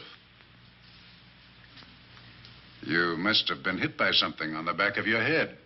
I told you I had an accident. So you did, Doctor. So you did. I could be wrong. But maybe I'm not. We shall see. I am here with Mark of Fiberglass Freaks, and sir, you build Batmobiles, is this correct? Indeed I do, in Logansport, Indiana. Logansport, how did you get started building a Batmobile, for heaven's sake? Well, I was 2 years old in '67 when I fell in love with the television show. I loved the action, the music, the color, everything about it, but especially the Batmobile. Certainly. And when I was 11 years old, my father took me to Chicago to the Antique Auto Museum, saw my first full-scale Batmobile. This was one of the original 4 that George Barris built. Oh, wonderful. And this cemented the dream that not only was I going to own a Batmobile someday, I was going to build it. And who would have ever thought it would have led to all of this? But 6 years later, 5 crazy 17-year-olds. We had no automotive experience. We had no automotive tools. We didn't even own an air compressor, if that tells you how good heavens we were, right? We willed the car into being from a 1974 Monte Carlo. Completely the wrong donor car to use. Wow. That is stunning. We made every mistake in the world in building the car. We used plywood, we used styrofoam, sheet metal, layers and layers of fiberglass, gallons and gallons of Bondo, anything to try to get the car to look as close to what we thought was right as possible. And then we saw the television show for the first time in about 8 years, and we went, oh, that was wrong. That was... my father recorded all 120 episodes and paused out all the commercials for me, which was really nice of him, racing home from work every day. And then I would come home from college, and I would check out, and I would look frame by frame by frame, every detail of every single scene with the Batmobile. Wow. There's only one episode you can go to for the number of oval openings on the beacon cage. There's only one episode to go to for the number of chevrons that are underneath the rear package tray underneath the rear windshield. Good heavens. Yeah, and 2 episodes you can go to for the number of flutes that are on the center console. So those kinds of details are what I was looking for and what I wanted to go to the next level. And 18 years ago, this weekend, is when we started Fiberglass Freaks, building Batmobiles on a professional level and taking them to the level that DC Comics saw and became interested in and said, hey, we'd like to license you. What do you think? Wonderful. We're the only licensed company in the world, so yes, there's a whole lot of this going on. That's all right. And who would have ever thought? I mean, how many would you estimate you've built by now? We've completed 28. We're like 99% done with number 28. I've got another 7 on order. Wow! And this is what we do for a living. That's fabulous. I can't help but wonder. Do you have any other favorite George Barris cars? Oh, there are quite a few, but really the Batmobile's the one that stands out the most. Certainly. But they're all cool. Any custom car is awesome and fun. Some of those really crazy ones, the bathtub car, things like Certainly. that, they attract our attention and we laugh and we remember them. And that's kind of what the Batmobile does too. What's fascinating about the Batmobile is that it transcends race, it transcends age, gender. It doesn't matter if somebody has never seen the show even. Certainly. People get it. They get it and will appreciate it. I was going to ask, like, if you've met members of the cast or any, like, the reactions they've had. Adam West was looking at our 10th car, and that's the one with the 702 horsepower engine. So he said, how many horsepower was that again? I said, 702, Adam. He said, that's great. The car that I had was a piece of junk. And we laughed so hard. So I got to work with Adam, got to work with Bert, and that was a lot of fun. I didn't get a chance to work with Yvonne. I did get to meet her. Wonderful. And met Lee Merriweather and Julie. I haven't worked with any of them yet. Hoping still to do so. Oh, wonderful. We're building a Batman museum in Logansport. Oh, wonderful. So while Hall of Heroes here is a general comic museum, ours is specifically Batman, and it's 66 Batman centric. Not entirely, but centric. And we're going to have a replica of the Wayne Manor study, complete with a sliding bookcase. We're going to have a Batcave replica and a movie theater with documentaries playing. A lot of interactive exhibits. Wonderful. I cannot wonder, do you have a favorite villain? Oh my. You know, from a male perspective, I must say Catwoman is my favorite. Yes. But King Tut is so much fun. I know he gets a lot of knocks because he wasn't a comic book character and this, that, and the other. But Victor Buono had so much fun, and you could tell it, looking in his eyes, that he was having the time of his life playing that role. Well, certainly. It's not that I love you any less, Batman. It's that I love me more. You know, he's chewing up the scenery like that. Of course, all the actors were, but true. But what fun! Oh, for sure. What's your favorite? I always liked the Riddler. Frank Gorshin was amazing, and I always had a soft spot for the Mad Hatter.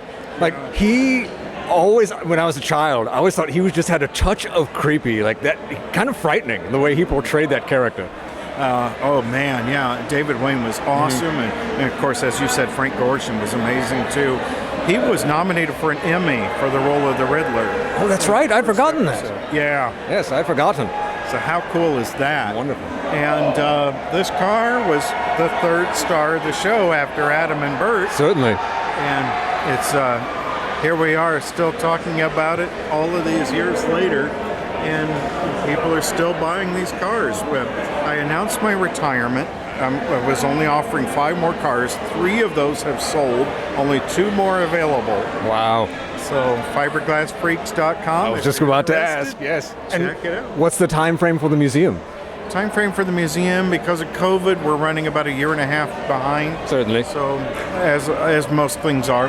So I'm very hopeful that sometime in 2022 we'll be open. We'll have to see. Oh, wonderful. Well, thank you so much for your time, Sure, sir. thank you for yours. Greatly appreciate it. This has been wonderful. All right, Dale, let's start a new chapter. For days, the murders held the headlines. Lieutenant Anderson grilled us. rooms and ransacked the house from top to bottom. Warner was not placed under arrest, but his every move was watched. At night, except for a detective on guard in the house, the police and the reporters left us alone. And on one of those nights, without telling Lizzie or anyone else, I pursued a secret investigation of my own.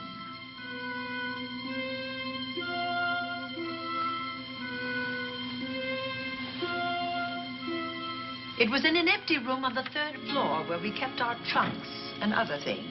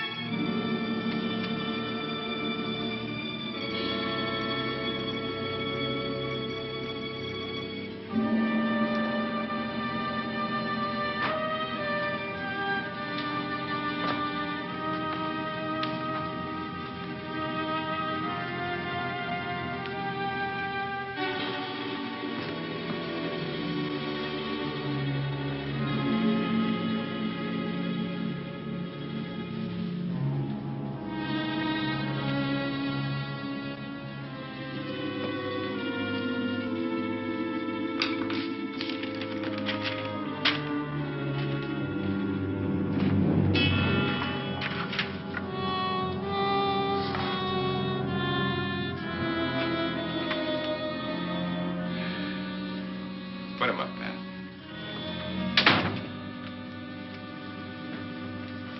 It's a bright idea to kill me in my own lab and let people think that I'm the bat. But you had to kill me first. What was it to be, ambush? And clever as you are, you're not smart enough to do that. Nor were you smart enough to find the money, though you came quite close to it. But I know where it is. And when you're dead with that sign pinned on your chest, I'm going to collect it and live happily ever after. He destroyed himself. How true that will be. Well, goodbye, Bat. Here's a serum that will heal you whether you're rabid or not.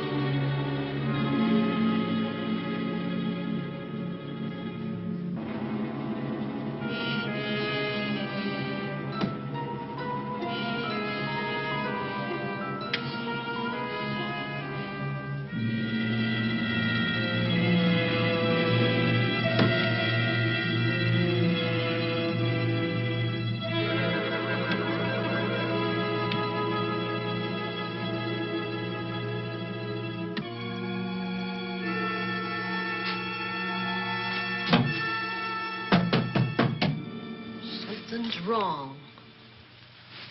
Something's wrong.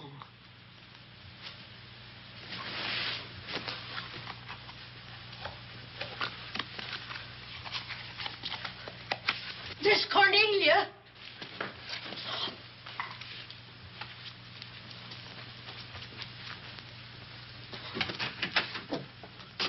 Miss Cornelia!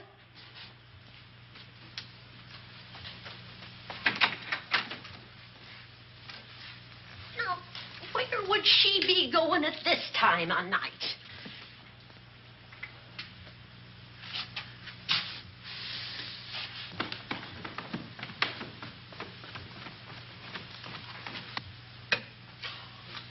Land's sake.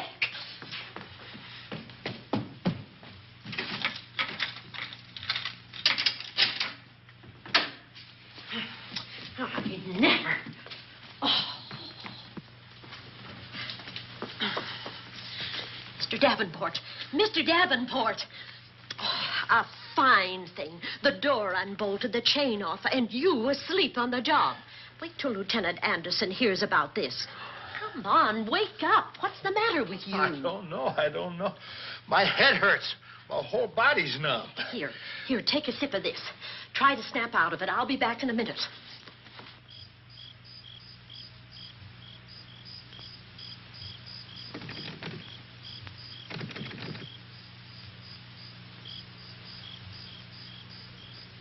Hurry, will you? It's Lizzie.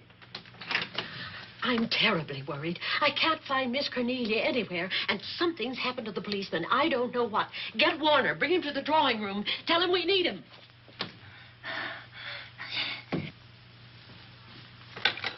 Are you all right now? Yeah, I'll be all right in a minute. I remember now. I took a drink of wine from that decanter there. Miss Van Gorder told me to help myself. She wouldn't put nothing in it? Well, somebody did. Somebody who knew I was on duty here. Then it was somebody that got Miss Van Gorder. I can't find her anywhere. Upstairs, downstairs, or in the basement. I told the housekeeper to get Warner. Lieutenant Anderson will want to know about this. Hello. Yeah, this is Davenport at the Oaks. We've got trouble here. Well, for one thing, I was drugged. Yeah. But I must have been knocked out because the maid tells me Miss Van Gorder is missing. Well, you better call Anderson and let him know. He's not at home. Well, where is he? Out on a case? What case? Dr. Wells. What else did they tell you about it? Oh, hurry, will you? We've got to find Miss Cornelia. Okay. Lieutenant Anderson is out on a case. Dr. Wells was found dead in a room next to his garage, murdered. Dr. Wells? There's something queer about the killing of Wells, but headquarters won't talk about it. Lizzie, Warner isn't in his room. There's no sign of him anywhere. And I was supposed to keep an eye on that guy. Where's Miss Cornelia? That's what I want to know. Wait a minute. Didn't you say that the chain and the bolt were off of the front door? I certainly did. Well, maybe Miss Van Gorder went outside. Oh, she never would. We better look. I can't breathe. There's no air.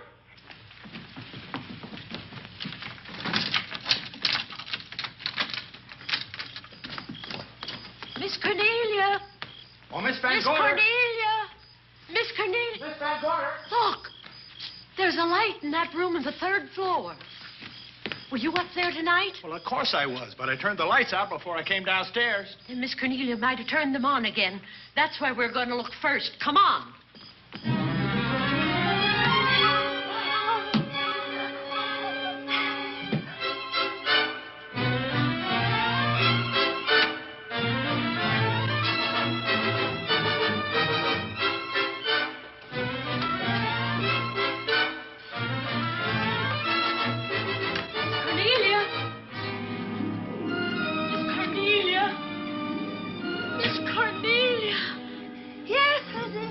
I'm here.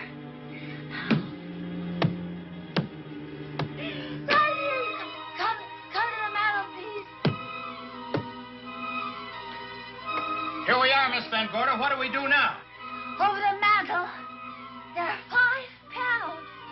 Strike it with your hand.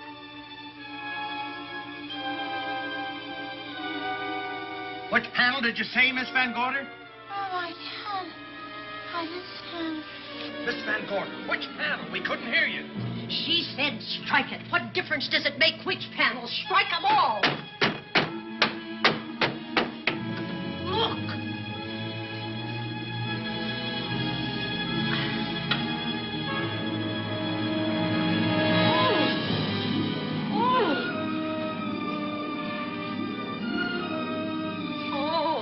It's all right now. It's all right, dear. Lizzie's here.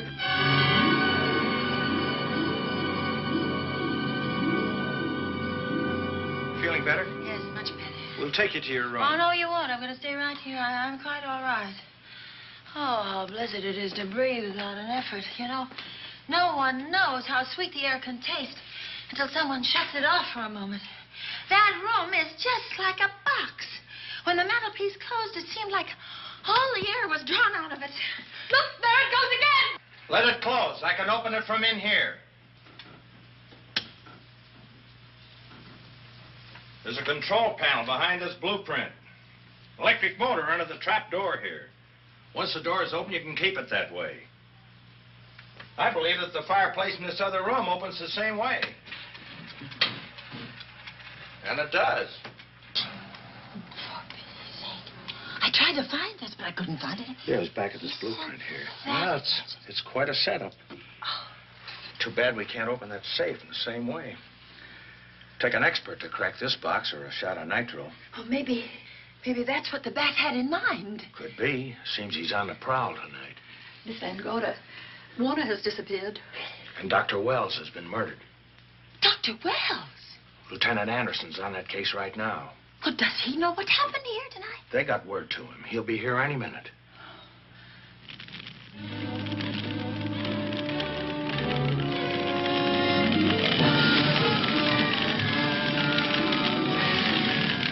What's that noise?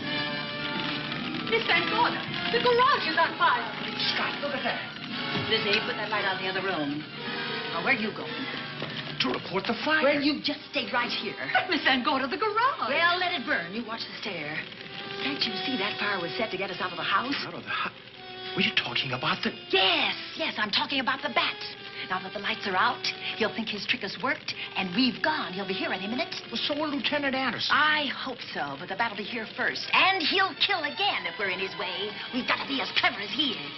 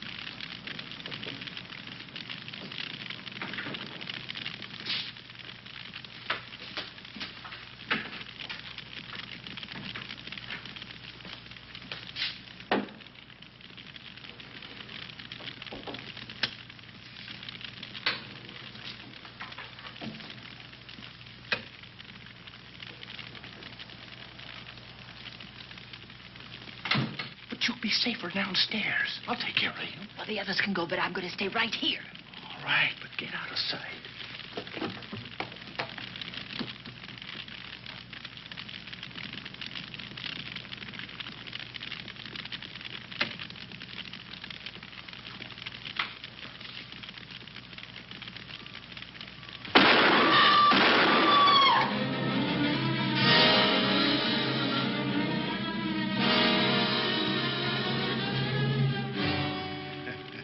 Let's face it, ladies, and get it over with.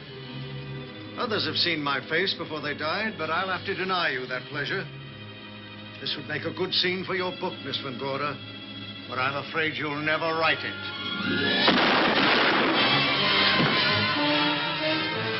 That is Warner. I could tell. You misjudged me, Miss Ellen. Warner! I don't like being a murder suspect, Miss Van Gorder.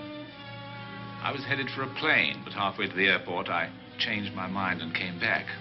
I'm glad that I did.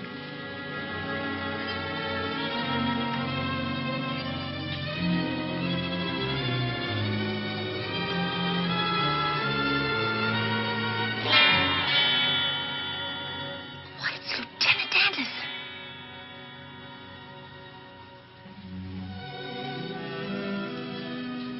Yes, it was Anderson. He discovered the secret of the hidden room and was waiting to get into it and open up the safe. We found the money in it. A little over $1 million in tens and twenties and hundreds. Good old Andy. With all his ill-gotten gains invested in bank stock. It's rather a clever way to hide stolen money. In the open, as it were. And so respectable. But don't try it. No matter how clever you are, you can't hide murder.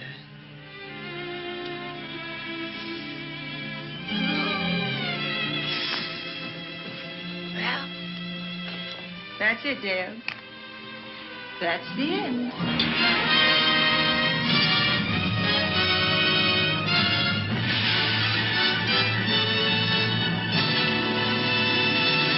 We hope you have enjoyed tonight's film, The Bat. Please feel free to email us your comments about it. Also be sure to check out our blog, Facebook fan page, Twitter feed, Weird-O-Rama.com, and our Patreon page if you have any cash that just wants to fly out of your wallet.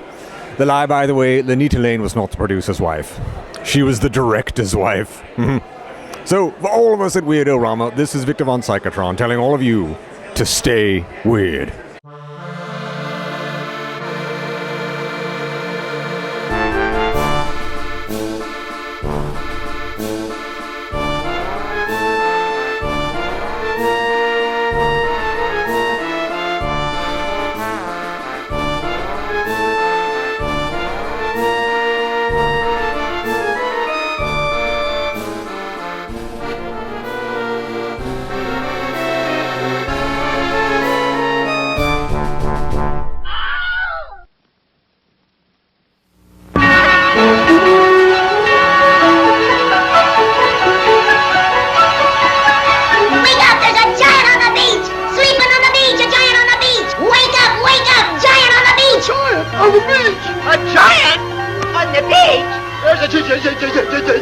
Giant on the beach!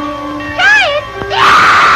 Bring derricks, a rig, bring pulleys, a jig, bring whatchamacallits, little and big, a thingamathud, a thingamajig, and all kinds of things and stuff like that there. Follow me!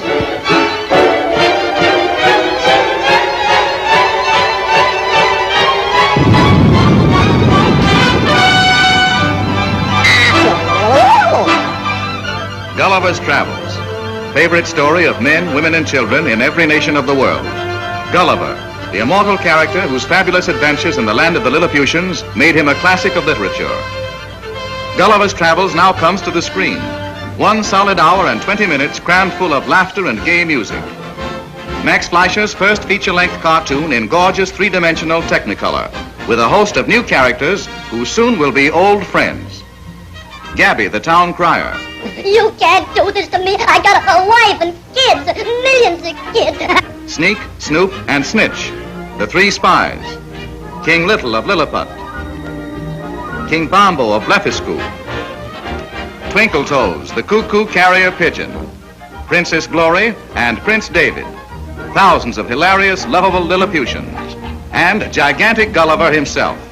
You'll see them all in the picture that will delight millions to whom Gulliver and his Lilliputian friends have long been favorites.